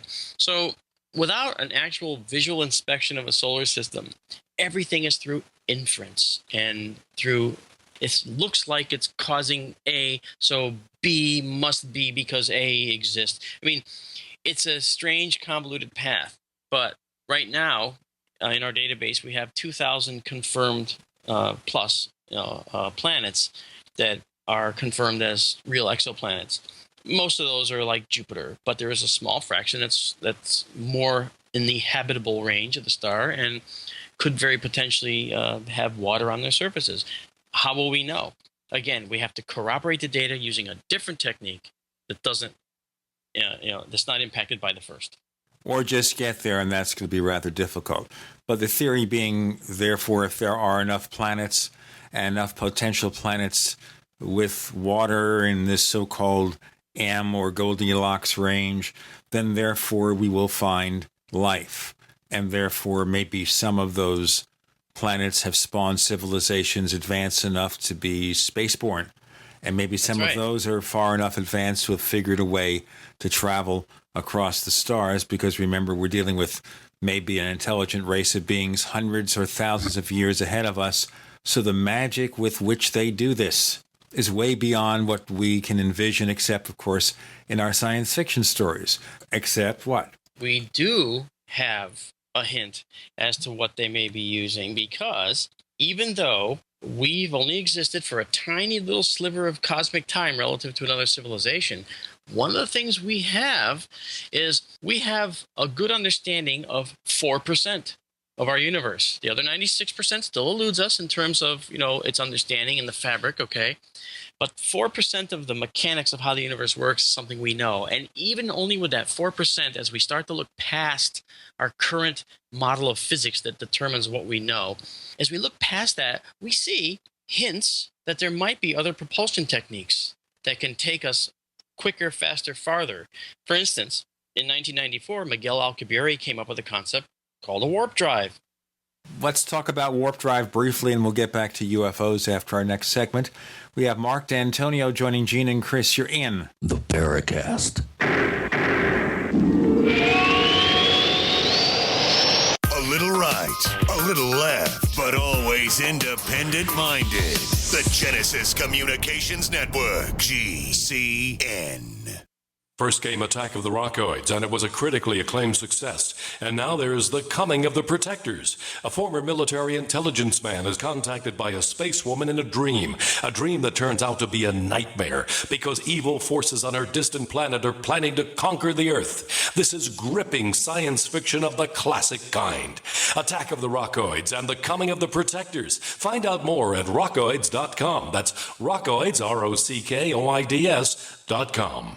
So here's what happened. I was placing an order online. The site went down. It took hours before it returned, but I'd already placed the order with another company. If your site goes down, you could lose business. And if you have a business or personal site, you'll want to know it's easy to run and it will stay online. At iWeb, your site is hosted on one of the most reliable networks in the world. Talk to a sales rep at iWeb.com. Use the promo code TechNightOwl for a special discount. On Facebook, on the news, and in conversations with friends, we're bombarded every day with advice on how to be healthier, from gluten-free and non-GMO diets to how much exercise and sleep the body needs. But how much have you heard about alkalizing the body? AlkaVision Plasma pH drops are a holistic and natural way to get your body's pH levels back in balance. Just a few drops in water will help your body rid itself of harmful waste. And even the healthiest of diets can be complemented with your daily use of AlkaVision Plasma pH drops. Who isn't looking for more vibrance, vigor, and energy? Now buy 2 bottles of AlkaVision Plasma pH drops and get $10 off your order. Visit alkavision.com or call 800-518-7615. AlkaVision Plasma pH drops are packed with a powerful combination of the most alkaline minerals and compounds. Open the door to greater health, vitality, and zest for life. Alkalize your body. Supercharge your health. Call 800-518-7615 or head to alkavision.com. For over 5 years, you've been hearing about the Berkey Guy, so you may know a few things about him. For example, you are well aware of the superior quality and effectiveness of Berkey water filters and accessories. But did you know the Berkeys have had independent lab tests done to prove just how effective they are? It's true, and he can email you the test results. Just visit goberkey.com. You may also know that the Berkey Guy has helped tens of thousands of people get better prepared. Now here's something you may not know. GoBerkey.com has amazing specials and deals all the time on a wide variety of survival and preparedness products, most ready to ship same day. Visit the Berkey Guy at goberkey.com and be sure to click the red Products on Sale Now button. You can always call toll-free 877-886-3653. Again, that's 877-886-3653. goberkey.com, home of the Berkey Guy. I will never forget the day my son Jeremy told me he hated me and slammed the door in my face. I'm behavioral therapist Janet Lehman. Behavior problems can turn the child you love and your life into a nightmare. That's why my husband James and I created the Total Transformation, the step-by-step program that shows you how to fix the worst behavior problems and get your child to respect and listen to you again. No matter what the behavior, defiance, backtalk, angry outbursts, disrespect, we can help you stop it. Now you can get the Total Transformation for free. All you need to do is get the program and let us know how it works for you. You can keep it forever for free. Limited number of free programs available. Call now. 1-888-912-1595. 1-888-912-1595. That's 1-888-912-1595. 1-888-912-1595. Hi, this is Don Ecker, and you are tuned into the Paracast. Let me tell you what, you're going to hear stuff here that you probably won't hear anywhere else. Hear that, George Snorri? So I will ask Marc Dantonio to, as the cliche says, engage. Tell us about warp drive. And isn't it funny how so many of these inventions from Star Trek, like the flip phone from Star Trek and the tablet from Star Trek Next Generation, which looks very much like an iPad. Okay, so someone came up with the concept of warp drive. Let's get into that, and then Chris has some questions back in the UFO realm. Go ahead. Just a quick note on that iPad comment. The actual creator of that small tablet that is iPad size was Doug Trumbull. He actually created it in the movie 2001: A Space Odyssey that he worked on with Stanley Kubrick. So it actually is an invention that goes even farther back than Star Trek. Well, I never said that was the originator, but it's one where it was commonly used. Yeah, that's right. And it's like great minds all think alike, right? You know, you figure someone will bring it to life at some point. You're right. When you talk about Gene Roddenberry in Star Trek, you know, Roddenberry was no slouch. He actually read. He understood some of the concept work out there in the realm of astronomy and so forth. And so the concept of warp drive was total science fiction in 1968 and 66 and all those times, you know. But since then, around 1994, I mentioned Miguel Alcubierre. Well, he came up with a concept, totally science fiction, that said, well, if we could create a warp bubble around our ship, then we could literally contract the space-time fabric, okay, love those words, in front of us, between us and our destination, and extend the space-time fabric behind us and where we're leaving from. And we would literally pull the universe past us as we sat still. And it sounded like an exercise of silliness, except for the fact that now, this many years later, the Alcubierre warp drive actually has investigative research going on because they actually think there's merit in some way to this process. Now, there's caveats. Like, where do you get the massive amount of energy it would take to do this? Well, we're a pre-Type 1 society on the Kardashev scale, which means that we haven't even figured out how to manage our planet, never mind the solar system or other stars. But we can have limitless energy. We can go down that path. I've got thousands of ideas. I've designed a number of things that I think are helpful in that arena, but they still don't even come close to the energy, as you say, that we need, because we do. Now, storing that much energy, it's currently beyond us. But it's not beyond an advanced civilization. We see that now in this tiny sliver of our existence, that we will be able to manage massive amounts of energy, you know, because we are going to have a methodology to do that. If you can use that kind of energy to go to the nearest stars like Alpha Centauri in 6 days, which is what the Alcubierre drive could do, you work out all the issues with it. Like, one of the little tiny caveats of the Alcubierre drive is that when you come out of that little warp bubble, all that energy that you've pushed ahead of yourself in order to get there comes back all in one shot and completely obliterates not just you, but the whole solar system. It's that much. So, yeah, there's a little caveat there. But guess what? We'll work it out.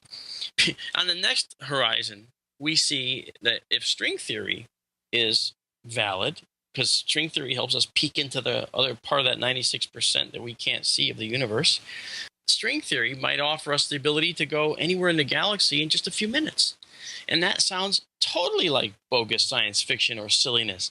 But it's not so much science fiction anymore. That's something that is born out of an understanding of how interdimensional travel works. Because in our universe, we're limited to the speed of light. And our universe consists of the X, Y, and Z, and all moving through time. That is the dimensions that we live in our universe. So we get out of that, and we'll be able to go sort of in between dimensions where there's no such limitations. Now, the Al-Kabiri drive we talked about earlier isn't that, but it would apparently violate the law saying that a ship can't go faster than the speed of light. And to anyone watching, that's just what it would do. It would suddenly speed out of the solar system in a half a second. And people would say, hey, that's violating the speed of light. We can't do that in our universe. Except it's not, because the ship itself isn't moving. Everything else is moving past it. There's no law that says that the space-time fabric, my favorite words, okay, can't go speeding past the ship at far in excess of the speed of light. There's no rule that says it can't do that. And I think that is what's so funny about it, because it's so non-intuitive that it makes people just shake their heads and then they just drop to the floor and writhe. I mean, it's all they can do. Before we drop to the floor any further, for those who want to hear more about UFOs, and before we pick ourselves up, Chris, you had some more questions. There's a number of questions here, Mark, about your particular favorite legitimate UFO photos and your impression or professional opinion on shots like the Trent photographs, the Costa Rica aerial photograph that's been featured in a number of books. Leslie Kean's book, Jacques Vallée mentioned it. How do these particular famous shots that are considered real stack up in your particular estimation? Well, the after-the-fact shots are really tough because you only have your analysis tools and you only have the available film footage or photo or two. You never usually have access to the originals of any of that. The digital original of a video is usually very large, and to get a hold of it requires an awful lot of people to put all these things in motion to get it to you and so forth. But that all said, it's not an impossible feat. We have done some of those things. When it comes to some of the classics, I have to say that although they're very interesting to me, okay, like the whole Meyer case, I'm firmly convinced Billy Meyer at one point probably saw something very interesting.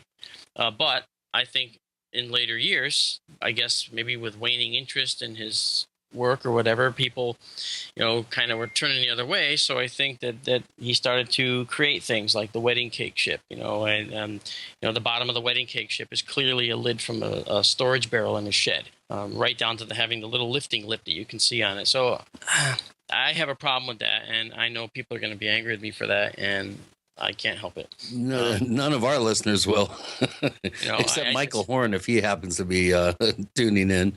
Well, I don't fault Michael for his work. He's tried to get me to go on his show and talk to him a number of times, and I just don't have that kind of time. You guys are, a good group to hang with, but, I don't have a whole lot of interest in going on a show that's going to then just attack me with controversial commentary all the time. That's no reason for that. I'm a science guy. I deal with science and factual data, and there are people that don't want to do that. I can't help them if they don't want to learn. I can't help them. It's like I can tell you not to step out of the car moving 65 miles an hour, but if you do it anyway, it's not my fault. I'm sorry. You are gonna get hurt. Let me throw this one at you. Bruce Maccabee, who is considered one of the most visible of all scientists. He's an optical physicist. He's been involved in the UFO realm for decades. He signed off on the Gulf Breeze photographs, yet there are obvious indications that these photographs, let's put it this way, most of the photographs that Ed Walters took appear to be reflections or some sort of fakery. Where do you come down on the Gulf Breeze photographs, for instance? Well, Bruce is a friend of mine, and he's a great guy, and I think that one of the problems that ufologists like me or Bruce will have, or other people look at pictures, is sometimes we get too narrow focus and we only look at the picture, the object in the picture. When I do an analysis, I actually look at that kind of, I hate to say this way, but as an afterthought. I'm checking the environment. I'm checking the area around it. I'm checking for physics effects that I would expect to see. For instance, in the Gulf breeze photos, if I see a bright light, I expect to see that bright light reflected in the trees, not just say on the ground. Or on the hood of the truck. Exactly. Okay. And if it's not there, then I would have to say, okay, there's something wrong with this. Now, what do I think it is? My thought process was that from day one, I felt the Gulf breeze UFOs were actually glass reflection imagery done in the same way that magicians performed on stage in the 1800s to produce ghost effects. And in order to show that, I created it, because I said I recreate things, and this was way back when. And that worked so well that, I think that's when people started first calling me a debunker. It's like, no, I'm just showing you a scientific principle that can recreate this. We have to take that into account. Humans are clever people, and many people, some people like to fool others. Now, if Bruce was fooled by Ed Walters, well, that's not. He was also paid $18,000 to be fooled too. Well, whatever the case is, maybe, okay, but I don't know who was paying him, okay, but I don't know. In fact, I did as far as I just told you with the Gulf breeze, and I walked away from it because, to me, it was a non-issue. It was a non-starter for me. Let's do this, otherwise the show will be a non-starter. Marc Dantonio joining Gene and Chris. You're in the Paracast.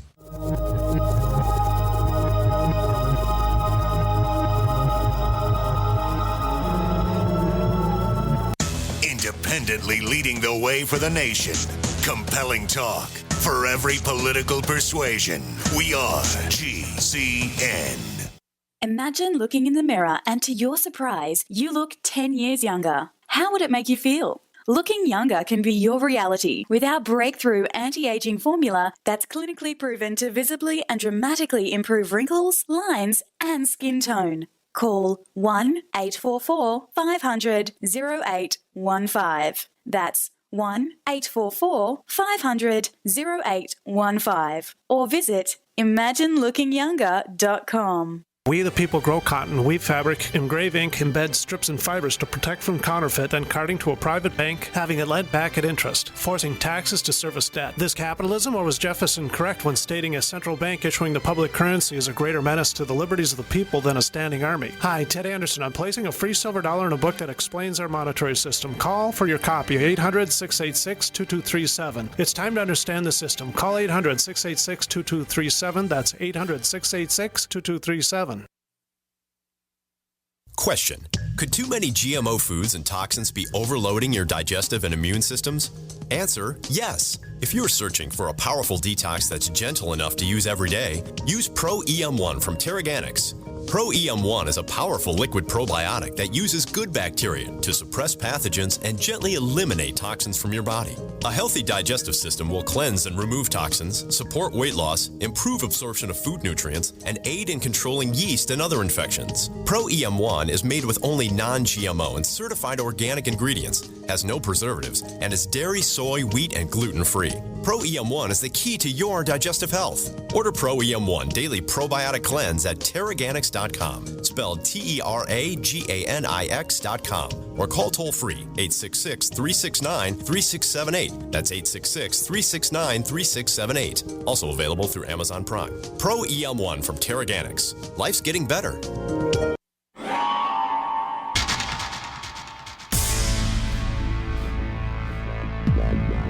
Welcome back to the Paracast, the gold standard of paranormal radio. And now, here's Gene Steinberg.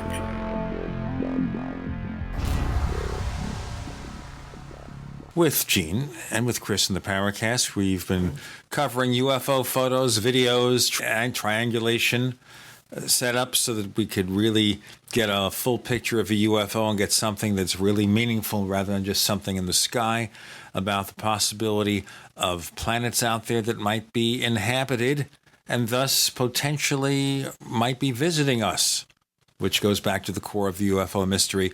Are we being visited by ET? Chris, you have lots more questions to ask. I do indeed. Let's get back to some of the more famous photographs. Well, here's a question. Actually, let's take it from the other side. Sure. Randall, who calls himself Ufology, is one of our very dedicated posters at forum.theparacast.com, where, again, you can post questions for our guests, and we'll ask them. He wants to know what your top 5 most infamous photo fakes are. And I'm not exactly sure what sort of criteria you would use to come up with an answer. Yeah, okay. This is not a shameless plug for Doug, but one of my favorite fake UFO is the Sky Harbor from Close Encounters of the Third Kind, primarily because the model makers that made that model put a lot of funny little things on it that you can actually see in the close-ups of the movie as the ship is going by. A little mailbox, a little R2-D2, really funny stuff, you know. So, and I know that's not the nature of his question, so I will get to it, but I had to mention that because that, to me, I notice everything, you know, and I couldn't believe that was on there, and so that's my number one favorite of artificial fake movie UFOs. Okay, but in the real world, so to speak, the real world of the unreal hoaxer, one of the things that I thought was really interesting because of its fakery was the famous Tahoe drone. I don't know if you remember the Tahoe drone. It was taken by this guy who saw this weird thing flying over telephone wires and trees out in Lake Tahoe, you remember that? A whole number of pictures came up. Linda Howe loves that case, boy. Maybe so. She's been touting it for years. Well, the fact is, when I was asked by someone, this was actually before I was MUFON's chief photo and video analyst, actually. I was doing this all on my own, as, again, part of MUFON. But I was asked to explore this. And I looked at it, and having, at that point, this was 2008, I think, I had been doing CG for about 5 or 6 years by that point. And I immediately recognized what I called rendering errors in the imagery. And again, I don't look at the object per se. I look at the scene. I look at everything else. And one of the things I noticed was for the exposure, the way the sun was in the sky, for instance, you had this thing up in the sky and the sun was just off to the side. You actually saw, in fact, the brightness of the sun invading the right hand of the frame in the one classic image of this thing.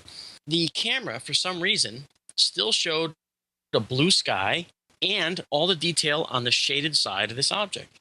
Well, cameras don't work that way. So that started everything. I started going through this with a fine-tooth comb. And when I looked deep in the shadows, I wrote back to this guy, that Steve, that I had actually done this analysis for. And I said, Steve, the devil is in the dark.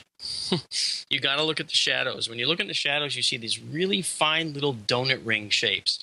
And I said, that's a sampling error caused by a renderer using something, one of the many techniques, but one called radiosity. Now we call it global illumination. It's part of the global illumination, which is the way you make something in a fake image look real. It takes into account bouncing photons and tries to make the image look more real. You get subtle reflected light on the bottom of something that's in shadow, for instance, and then it makes it look more real.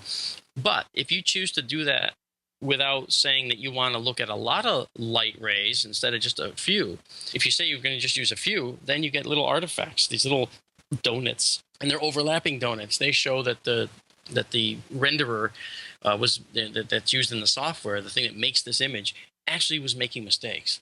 And you can pick up on those. And when I saw those, I realized, okay, it's as I thought, it's a fake. It was missing other telltale signs of reality. It was missing proper lit edges that you would expect from the sun. All the things that you would get from a camera, you didn't get in this object. The object was out of place. It was a composited object thrown into a regular photograph. And so when I made that announcement to this guy, he brought it to the MUFON heads, and then they said, well, get him out here to the conference. Let's have him do a talk on this. So I did a talk on that, and shortly thereafter, they said, do you want to be the chief photo and video analyst? And I said, oh, sure. I mean, I've been doing this for years with MUFON anyway, kind of on my own. And then finally they said, let's do it. So that's how that started. So that one was one of my favorites because that's the second favorite, because of the fact that was a very what's the word? It was a regimented manner in which I went through. It was a full methodology I used to go and decipher that piece by piece by piece. I recreated it, and then in my talk, I actually built that UFO live in front of everybody, and then made that image for them right in front of them as the talk. Again, recreating. That's very, very important. So next, I think there was a pair of UFOs that were zipping above palm trees, and they were zipping through the scene, and they go right over your head, and you hear this, noise, wow, as they go by, and then they disappear into the sky. It looked beautiful. Do you remember that one? The Haitian. That's the Haitian one, yeah. Yeah. Now, I looked at that, and I started laughing immediately because I recognized the palm trees. I had those palm trees. It was part of the Vue, V-U-E, package for doing rendering and animation. And I was like, look, they're all the same palm trees. This one's rotated. That one's a little bit rotated. But look, here are total duplicates side by side. The leaves hanging exactly the same way. So when I figured that out, I realized that somebody used Vue. And I was very impressed with how they used Vue. And I was also just a little bit worried because I was like, wow, a lot of people are going to think this is real. And I don't believe it is. Okay. So the next one after that, going more recently, there was a famous image in the sky that really happened just like you saw it. It was called the Norway Spiral. Do you remember that one? Oh, yeah. The Norway Spiral was a stunning white pinwheel in the sky. It had a brilliant bluish green light behind it. And I looked at that, and I was sent this minutes after it happened. Okay, it was really, really early in the morning here. I just happened to be up, and I get this call. I have to send you this video. You got to see it now. Will you look at it? Yeah, sure. So I looked at the video, and I'm watching this gigantic, beautiful pinwheel. And my first thought was, I know that's not fake. I know that's really there. And I happen to know exactly what that is. I've seen it before. I called back, I wrote back in the email to these people, and I said, okay, brace yourselves. This is a failed rocket launch in progress. I go, you're watching the leaking of fuel, and that round spiral is caused by the spinning rocket body being thrown out of balanced forces. It's actually spinning because the rocket is leaking fuel. I said that bluish green is the dead giveaway. That occurs 90 miles up in the atmosphere. It's called an aurora, and it's being caused by the rocket punching through the stratosphere. And they went silent, and the next day I'm being maligned left and right about people, and they said, well, remember that black thing at the end? That's the Stargate opening up. And my response was, no, that's what happens in space when something is destroyed. You don't get fireballs in space. It's just an expanding debris cloud under force. And that is what you see there. You're watching the rocket body being destroyed by whoever launched it. And they ripped me apart, called me all kinds of names. I just smiled. 2 days later, the Russians owned up to exactly that. It was a gimbal failure on their rocket. They had an oxygen tank that leaked. Bam, they had to self-destruct. And, I just heard crickets. Nobody got back to me. I don't get it. So that was a favorite because it was just gorgeous. It was a beautiful, beautiful effect. The other one that was interesting to me because of the way the investigation took place, and this is the last one, was the Jerusalem UFO, where the UFO, right. Remember that one? Okay, let's talk about the Jerusalem UFO in our next segment with Marc Dantonio. He's the chief photo analyst person for MUFON. You like that title? I understand he's putting that on his business card. I'm going to change it right now. I'm writing it down. Okay, if you do, business card. Yeah, the new business card. We can get him a cheap rate on business cards. Gene and Chris, you're in the Paracast.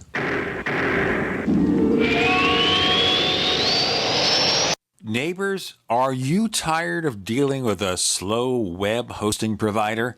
Well, check out A2 Hosting and their screaming fast Swift server platform. They even have SSDs that load pages 300% faster than the competition. Ready to give your site a speed boost? Well, tell you what, neighbors, head on over to a2hosting.com.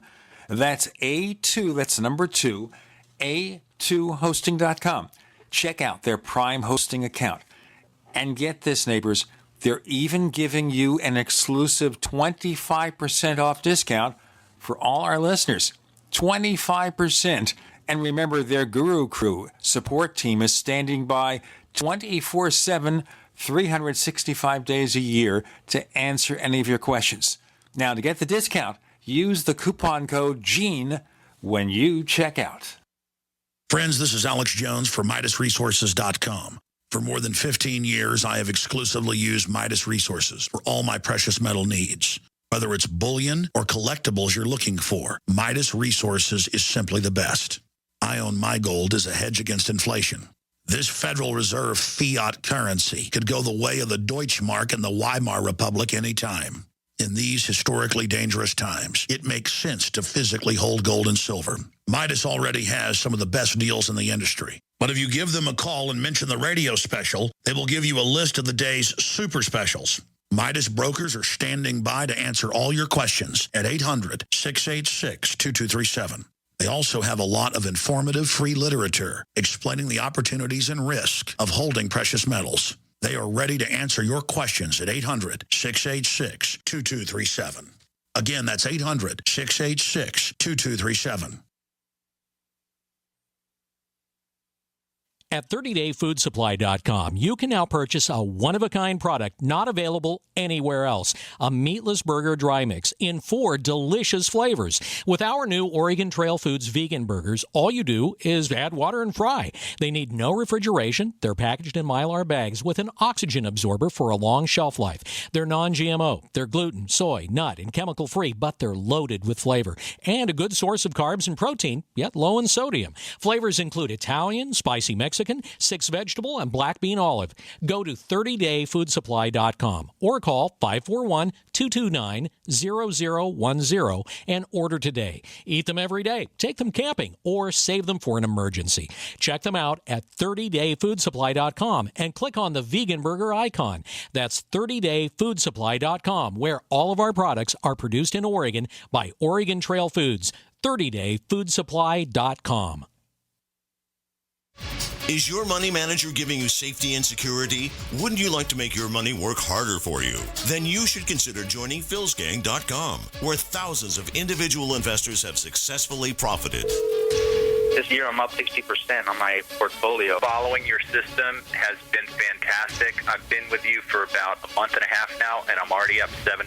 I've been in the business for a long time, and you're really one of the best I've ever heard. Well, I just want to let you know what a great teacher you are. For over a decade, philsgang.com's Phil Grandy and Donald Cogswell have been teaching, coaching, and investing right along with all Phil's Gang members. I want to thank Donnie for market wrap. I bought 2,500 shares of AUI and sold it this morning at $820 profit. Why not join thousands of satisfied Phil's Gang customers today? Go to philsgang.com, philsgang.com, or call 877-600-4264. That's 877-600-4264. Call today. We'd like to hear from you. If you have a comment or question about the Paracast, send it to news@theparacast.com. That's news@theparacast.com. And don't forget to visit our famous Paracast community forums at forum.theparacast.com. Okay, the chief photo analyst guy person from Earth, the king of the universe of analysts. Oh, yeah. Funny. It's going to be a very big business card. It's going to be a billboard before it's done, you know. Well, that way you pay more for it and I get a commission. There you go. You see, I could make a deal with a printer. You're a wise marketing man. Yes. I wish. So, in the last segment, I mentioned a bunch of those UFOs that I thought were interesting as favorites of mine. This next one is the Jerusalem UFO. If you recall, there was a UFO sighting that started to make some headlines because an apparent group, quote unquote, of people saw this light come down, park itself over the Dome of the Rock in Old Jerusalem, and then it flashed and took off into the sky. It looked gorgeous. Now, it was filmed by 2 or 3 different people, and then submitted separately as 3 separate filmings of the same object. Of course, I got the call to do the analysis because, you know, we do this for worldwide, not just the United States. And when I looked at the UFO footage, I noticed something disturbing. First of all, I look at everything to try, like I said, I have to look at it. I have to be hard on the data, or I'm doing everyone a disservice. All right, I can't say that's real when if I don't think it is. And looking at this, what disturbed me was the first video shows a particular behavior of this little UFO. The second video shows a different behavior that was supposedly occurring at the same time. And that made me think that this was at least two different events. And when I confirmed that it was really supposed to be the same event, and they were absolutely adamant that this was the same event, that's when I realized, okay, these guys are probably pulling the wool over our eyes. I'm cautious. I'm suspicious. Now I have to prove it. So I set about looking at a variety of different factors, and one of those took me completely outside of photo and video analysis. I went to social media. It was taken by young people, early in the morning, 1 in the morning or whatever it was, in Old Jerusalem, up on the mountain on the hill. Social media should have been buzzing about this. There should have been hundreds and hundreds of people. You could hear people in the background. Where were they? Where were their Facebook posts? Where were their tweets? None of it ever showed up. So that's suspicious to me. So you got to take the whole picture into consideration. Where were the reports to the authorities? Israeli authorities didn't have any reports, in fact. Where were the reports of other young people down in the city who saw this bright flash of light and saw this thing go up in the sky? None. No one. Not a single one. So that's when I realized, okay, when you have a full city, basically, that never sleeps, of young people out and about, having fun, and two of them take a video rather, of the scene, and they're the only two that report it, that is suspicious. That is very suspicious. And in this day and age of social media, even more suspicious. So I said, I believe this to be a hoax because one important thing, and that is that the UFO in video 1 does not act the same as UFO in video 2. And number 2, because literally there's no other reports of it. This is supposed to be something over one of the most important locations on Earth. And 2 people reported it. So, as you know, from that resulting investigation, an Israeli journalist got a hold of the story and started running with it and started to figure it out. And it turns out that those 2 students who took that video, each separate video, were part of the same class, a film class. And it looked like this was probably meant to be some type of a viral video test or some kind of thing they're trying to do in the viral media market. So plus the background appeared to be static as well. I saw that analysis too about the background being static, and I did differ on that. I was able to determine, in my view, that it was actually a moving background because you could actually see changes occurring in the background. And I don't remember where, but there was something about lights being occluded, by a tree or something that I could see. That was another something, but it doesn't matter. The bottom line was that they were found out to have been trying to generate a viral scheme of some kind, which, whatever, people will do it.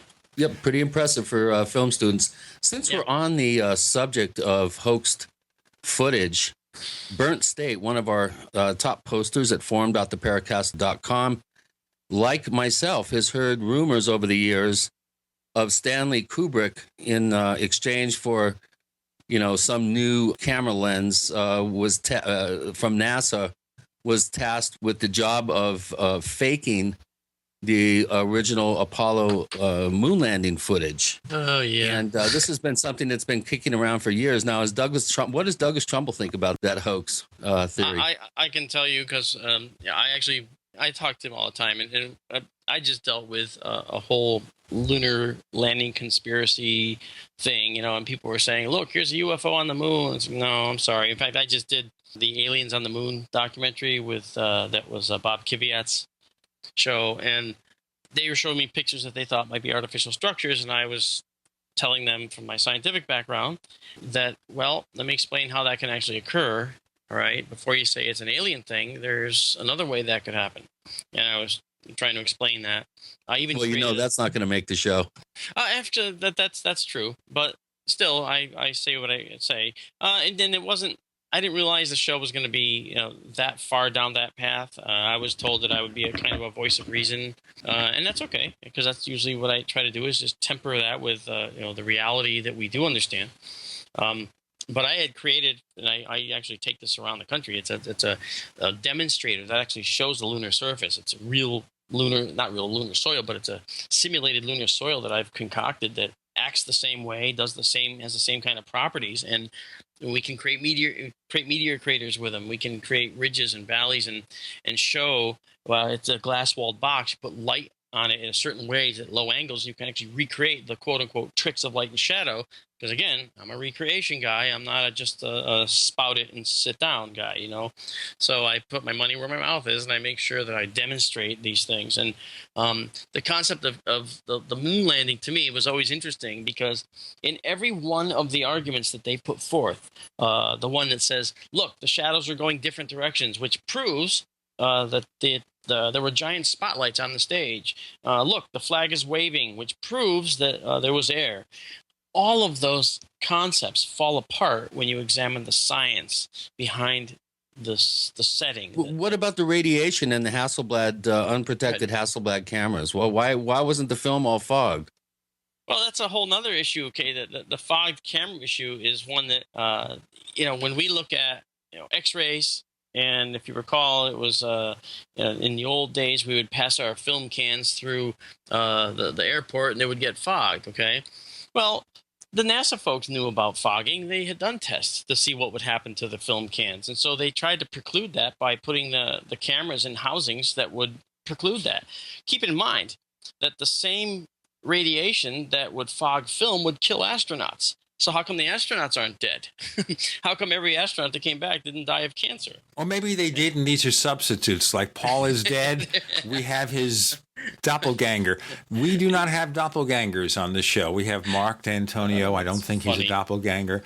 Not 100% sure. Chris, Gene, some people say I died 100 years ago, like the guy in Forever that keeps dying, that new TV show, and he comes back naked in water. I don't do that. With Gene and Chris, you're in the Paracast. You're listening to GCN, proudly sponsored by UnseenNow.com. Lock down your digital life at UnseenNow.com. This is GCN. Graphic Converter is the image manipulation tool for the rest of us. It does not use any database. You get full control of all your files. Want to view the images of a folder? Drag it into Graphic Converter, and a powerful browser opens up to show your image files. You could use it for slideshows. You could use it to import images from digital cameras or from scanners. Need to do some image editing? You can do that too in Graphic Converter. Also print catalogs. Convert from so many formats I can't even list them. Download now to see if Graphic Converter is good for you, like 1.5 million other users. Guess what? You could save money when you buy Graphic Converter. Use the coupon code Night Owl. Use the coupon code Night Owl to get a special price for Graphic Converter. Go to lemkesoft.com. That's LEMKE soft.com. lemkesoft.com. LEMKE soft.com. I will never forget the day my son Jeremy told me he hated me and slammed the door in my face. I'm behavioral therapist Janet Lehman. Behavior problems can turn the child you love and your life into a nightmare. That's why my husband James and I created the Total Transformation, the step-by-step program that shows you how to fix the worst behavior problems and get your child to respect and listen to you again. No matter what the behavior, defiance, backtalk, angry outbursts, disrespect, we can help you stop it. Now you can get the Total Transformation for free. All you need to do is get the program and let us know how it works for you. You can keep it forever for free. Limited number of free programs available. Call now. 1-888-912-1595. 1-888-912-1595. That's 1-888-912-1595. 1-888-912-1595.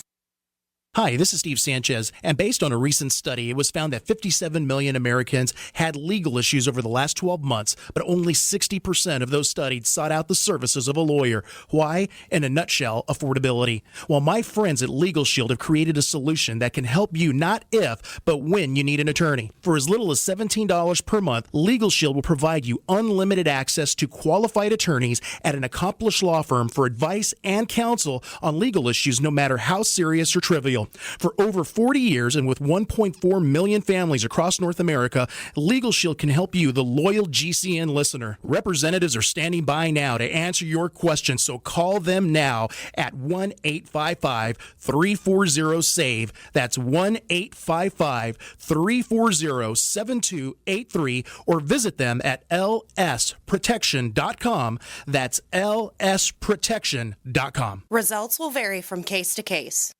Have you heard? Proactive Plus is faster and better than ever. Stay tuned for a $1 million bottle giveaway, and you'll also receive free shipping. Do you have troubled skin? Acne? Well, we have great news. With Proactive Plus, your acne can heal, and you can help prevent new breakouts from happening. Don't miss this limited time offer. Give us a call at 800-538-5252 because we're going to let 1 million people try Proactive Plus risk-free and get 2 free gifts and also receive free shipping when you call right now. You heard it. This offer won't last long. So call Proactive Plus now and you'll receive a 60-day risk-free trial of Proactive Plus, 2 free extras, and free shipping. Call 800-538-5252. This is our exclusive radio offer, never on TV. Get your risk-free 60-day trial of Proactive Plus with free shipping. That's right, free shipping. Don't wait. Call 800-538-5252. That's 800-538-5252.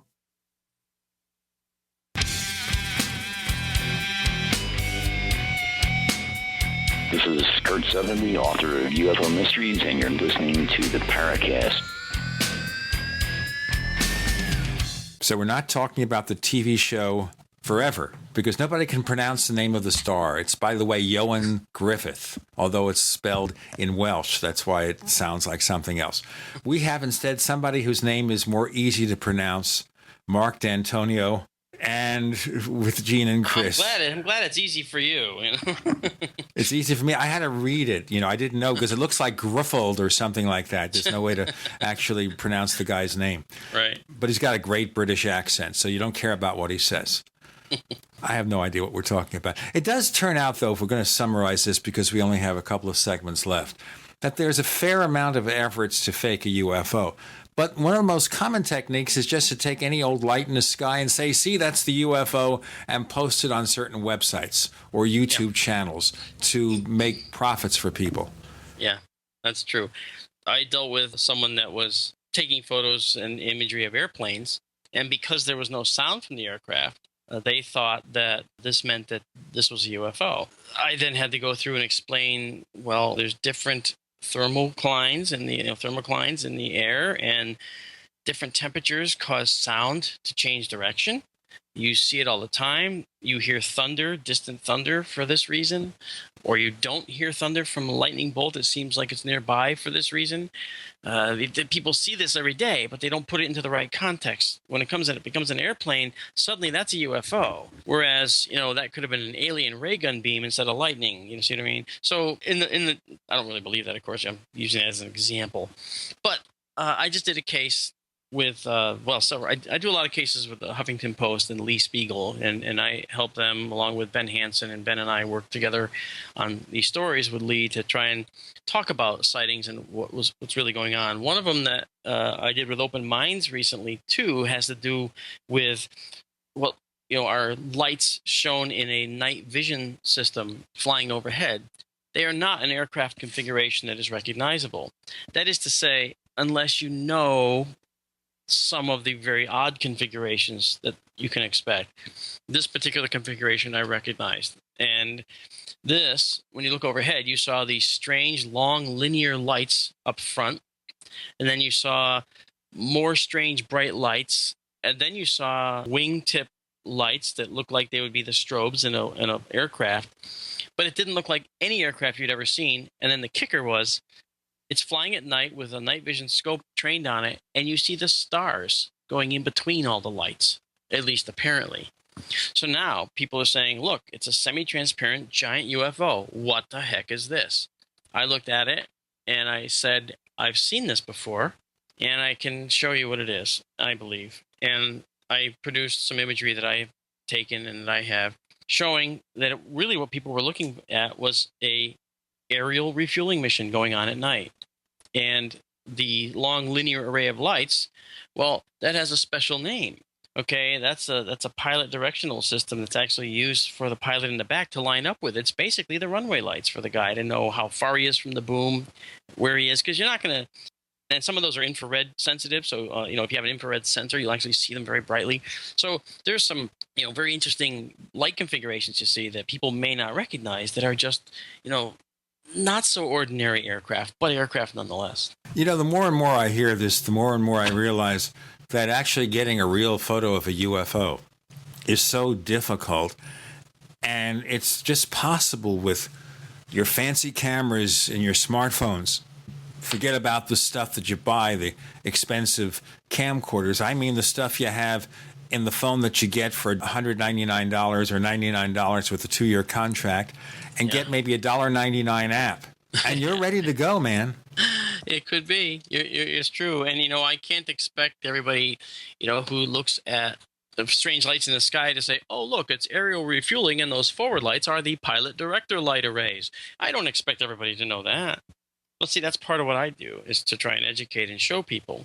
In October, from the 21st to the 24th, I'm actually out there from the 19th to 25th in Arizona. I told you, I think, off the air. I'm going to be helping to teach a week-long class in a UFO related information and actually show people how to do photo and video analysis. What do we do when we actually find something? What do you do if you actually find trace evidence? How can you properly manage that scene? A lot of very interesting techniques are going to be taught all that week by very high-powered people and scientists. It's going to be a good week. This is something that education, that is something that's really critical. And my purpose is not to go on all kinds of television shows and become a Giorgio guy. Okay, my purpose is to educate people so that they can go and be the Giorgio guys in their own rights. They can go do their thing. I want people to be empowered, and this is what this is about. Publicity and this other stuff, that happens anyway. That just happens as a fallout of what I'm doing as an effort to do this. So this is part of what we have to do, is to try and make people aware of those exotic things that are, as I've said, ordinary things captured in an extraordinary way. Yeah, that's a good point. Education, there's no substitute for education. Unfortunately, most people in this day and age, especially young people, seem to get their education off the internet or television shows. And that's probably the worst place that you should go to get an education, especially in the realm of analyzing alleged UFO data, whatever that might be. Yeah. So, good luck on that project. I wish I was in MUFON. I'd come down there and put my ear in. I would really, though, Mark, strongly suggest that you visit Ray Stanford down in College Park. His wife, by the way, was in charge of refurbishment missions to the Hubble Space Telescope at Goddard. Mm-hmm. Ray is a very, very bright guy. He's showing replication of what appear to be time compression artifacts in photos and in film. He's come up with some brilliant analytical work. And I think that out of all the people that you could go and talk to, you will learn more from that man than probably anybody else in the field. And I mean that. And I really would like you to follow up on this and get in contact with him, because I think he could learn a thing or two from you as well. And I think once you two get together and compare notes, boy, I'd love to be a fly on the wall on that one. Well, maybe you will be.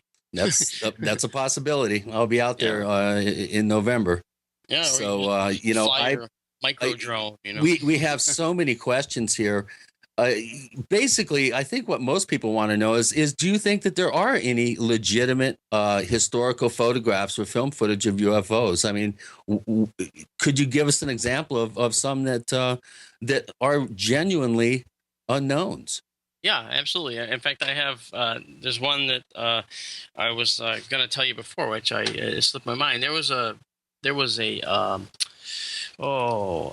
Montana, I think it was, a sighting over Montana, and this one was actually captured, I believe, on 16 millimeter film. Right, it's pretty famous footage of the objects going behind the radio tower.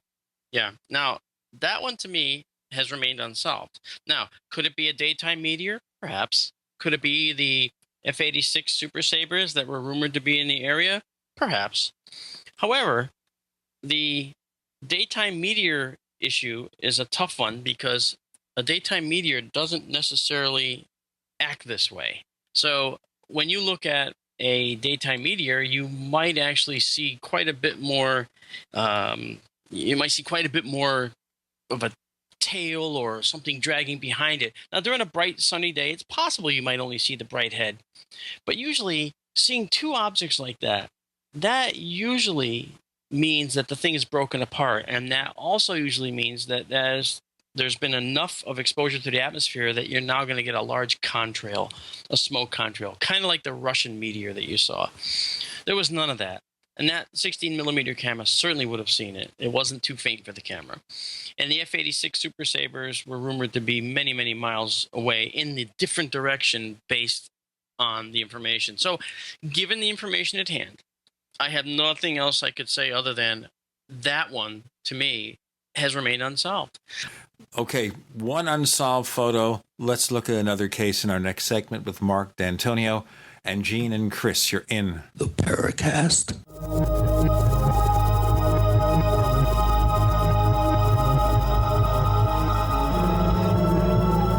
Great minds think alike. The network for the independent-minded. The Genesis Communications Network. GCN. Attack of the Rockoids has been well received by critics and readers alike. It's a thrill-a-minute story you'll never forget. A former U.S. military intelligence officer is haunted by intense dreams about a beautiful woman pleading for his help after a terrible battle in outer space. But the dreams turn out to be true and thrust him into a telepathic love affair with a woman whose faraway planet is intent on destroying the Earth. And now the gripping tale continues in The Coming of the Protectors. It's the second book of the Rockoids trilogy, a galaxy-spanning adventure that pits our hapless heroes against powerful, fanatical enemies that threaten the lives of freedom-loving beings everywhere. Attack of the Rockoids and The Coming of the Protectors, classic science fiction at its best, available now. For more details, visit rockoids.com. That's ROCKOIDS.com.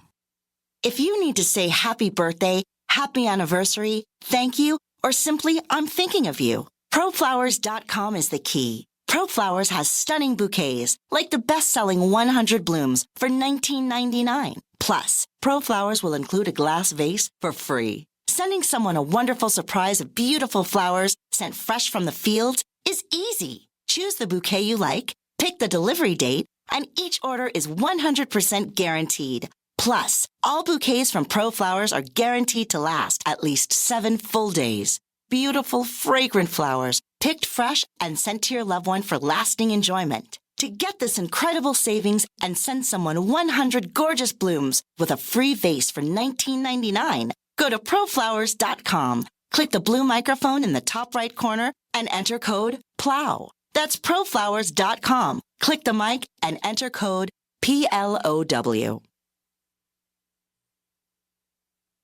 The Genesis Communications Network is one of America's premier broadcasters of captivating talk radio. We thank you for listening. Now, just imagine, there are thousands of people who are just as passionate about radio as you are. But what you may not realize is how easy and affordable it is to advertise with us. Radio commercials for your business could be heard on hundreds of radio stations across the U.S. every day.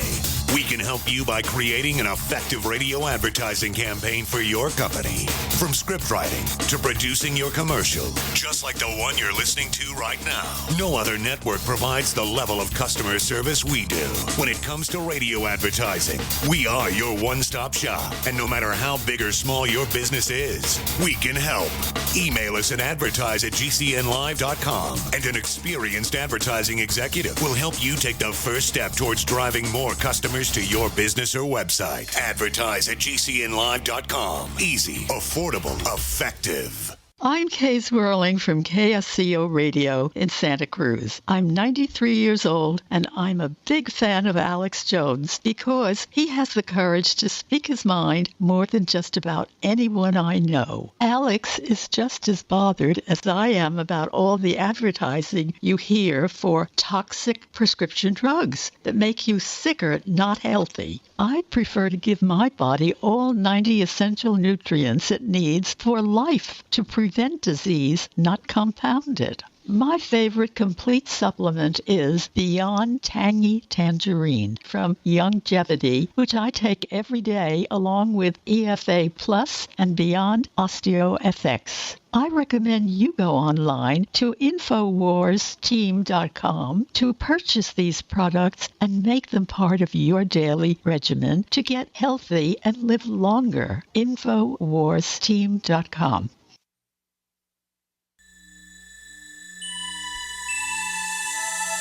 This is Jacques Vallée. You're listening to the Paracast, the gold standard of paranormal radio.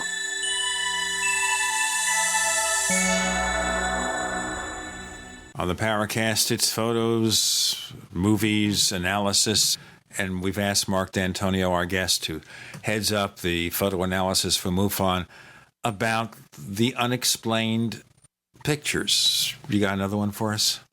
Well, there was one that wasn't actually a video or pictures, but one that occurred with someone that I never, ever expected to claim was a UFO or saw a UFO. And it's my sister. My sister is not a believer in UFOs. She never was. But she was awakened one night in Plainville, Connecticut, just a couple years ago. And it was around 2 a.m, and she got out of bed and noticed it was strangely quiet, except for this humming noise coming from outside the house. She looked out the window, and she saw a triangular vehicle, a black triangular vehicle with red lights that were underneath at the corners. And it was going over the house very slowly, and then just slowly went across the yard and then across the treetops. She said it was huge. And it scared the living daylights out of her. Well, it was night, so obviously it scared the living night lights out of her. Let's put it that way. And she ended up calling me and saying, I can't believe what I just saw. I refuse to believe what I just saw. And it spooked her. And this is someone who didn't believe at all. Now, when we have members of our family who believe like that, now, as an analyst, all I can say is, well, it's anecdotal. Maybe you were dreaming. Maybe you were this. Maybe that. And she just gets angry with me. No, you idiot. She can talk to me that way. I wasn't sleeping. I was wide awake because, I couldn't sleep. And the other thing that happened was all the power in town was out. And sure enough, the next day, a query to the town showed an inexplicable power loss throughout the town that night. No one knew what it was. And it's on record. So it's like, wow, okay. What do we call that? You should know now. It's corroborative data. All right. It corroborates something that she saw, or, at least it goes together with it. But this was at 2 a.m. So, she and maybe some other people saw it, but they're still out there. If they have, there's people out there that haven't responded. So to me, that's just an unsolved mystery. One that I actually thought was interesting to begin with, but I quickly dismissed as a hoax, was the Stan Romanek alien in the window. Oh, please. You think? Yeah. Well, a lot of people believed it, but, and when you respond, you don't, your response works for you and I, but for the people that actually believe that, you have to give them more than that, right? You got to tell them why you don't think so. So I put together a whole response and discussed anatomical issues and, how the height of the window to the floor, blah, blah, blah, and all that. Well, then I watched the video of Stan, and not to pick on him, but when it comes to ufology, okay, I'm not afraid to tell a hoaxer he's a hoaxer, and I'm unapologetic about that. And I saw Stan interviewing with an Australian guy, and I guess Stan was using Skype, but didn't realize that the Skype field of view for his camera just barely included his hands. On his screen, he probably saw a cropped version, so he just thought it was maybe his shoulders and head. And they were talking about paranormal events, and this is the Paracast, so this is appropriate. And suddenly, you see this pen fly at Stan's face. And the host of the show says, "Whoa, what was that?" And Stan's like, "I don't know where that came from, except for the fact that you saw him throw it at himself." Okay, as obvious, and he had no clue. And then a few minutes later, he flings a little USB flash drive at himself with his opposite hand. And it's like, you know what? This reminds me kind of like of the whole Meyer thing.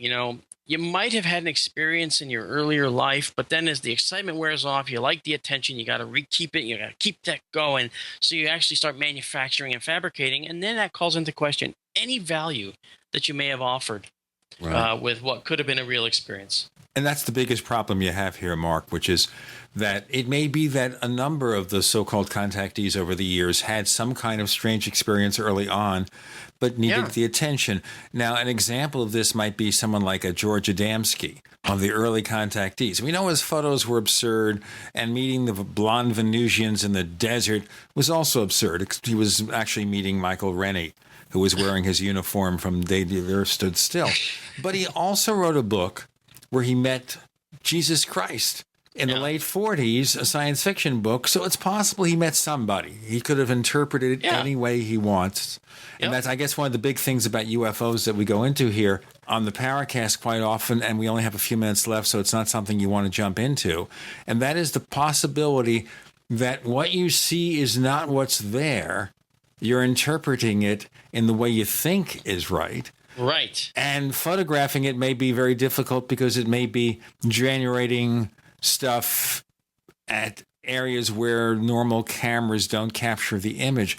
It becomes an almost impossible situation. So we see UFOs in terms of our culture through the centuries. Yeah. And who knows what UFOs will look like 100 years from now if we still have a mystery. Well, here's something for you. Really, I'll do this as quick as I can, which I don't know how quick that can be. It has to be 3 minutes. This will be the fastest answer you ever did, sir. I know, right? I am sorry about that. Last year, I had a brain surgery some years ago to save my life because there was something in there they had to get out. I don't know, and it saved. It was fine. It wasn't a cancer. It was just some little mass. Well, anyway, they take this thing out, and as the injury in my brain matured, I started to hear people talking that weren't there, and I figured, oh, okay, it's a latent voice conversation I remember in my head, and my brain is playing it back to me. Then I started seeing people that weren't there, semi-transparent people and animals, everything running across my floor and so forth. And I just attributed this to the maturity of the injury in the brain. And I kept saying that. And I went to a neurologist. I got an MRI again, and said, what's going on? Is there anything wrong? No, the brain's fine. Okay. So then one day I'm working on a prop for our movie. Then as I'm sitting there, I watch this dog-like semi-transparent thing walk in, and this is really abridged, trust me, and it curls up on the floor. And most people, when you're tired, you look out in your peripheral vision, you see something, and you go, oh, what was that? But it was really just because you're tired, right? And your eyes are jumping around, and they form these false images. Well, this was, not the case with any of these things I'm seeing. I'm watching them directly, wide awake, in the middle of the day. And this dog is lying there on the ground, and I can't really tell it's a dog, but it looks like a Pekingese-type dog because just of the gait. But I can't really see its features. It's a semi-formless shape, kind of like the creatures in the abyss, the water-type creatures, but nothing like that, no shine or anything. It's really strange to explain. Well, anyway, I decide, okay, I've had it. Okay, I'm tired of my brain. It's generating these false images. I got up, I walked over, and I did something crazy. I'm looking right down at this thing. And now I'm getting a little concerned because it's not going away. How can my brain recreate this perspective? And I step on it. And when I stepped on it, what happened next sent me to astrophysicists, not neurologists. When I stepped on it, you imagine the two poles of a magnet, similar poles, north poles. You try to push two powerful magnets together. They slip away from each other. Well, when I stepped on this thing, it pulled itself out from under me and ran out of the room, and it took my leg with it, and it knocked me right down to the floor. It just freaked me out. Then we make a discovery that parallel universes may very well exist based on a discovery published in Science about the Big Bang. So you see, our observation may actually be catching up to what's in reality, and that is there may be more than one universe, and we might see them bleeding into our own. Okay, the stuff of nightmares. Let's ask one last question of you. Marc Dantonio, is there any place we can check online to find more of the stuff you do? Oh, I thought you were going to say, do I ever shut up? But Yeah, I actually, my website is fxmodels.com. That shows the model work that we do. But as far as UFOTOG and that, Doug and I are going to have our own separate website for that. That's going to be coming up as we make our progress. We're about 4 months from production of our first multispectral camera. Okay, we'll put it up as soon as you let us know. We'll have it over at theparacast.com. Meantime, You can go to theparacast.com, and if you sign up for our weekly newsletter over there, you get a free copy of Secrets of the Mysterious Valley ebook version from Chris O'Brien. Free book to sign up to the weekly official Paracast newsletter. You can also find us on Twitter, where we are known as the Paracast. There's also a Paracast fan club on Facebook. You go to Chris's site, OurStrangePlanet.com. That's OurStrangePlanet.com. Buy his books. If you buy his latest book, Stalking the Herd, directly from Chris, he gets all the money. He doesn't give it away to Jeff Bezos at Amazon, and he signs and numbers the book. Marc Dantonio, thanks for joining us on the Paracast. Thanks for having me.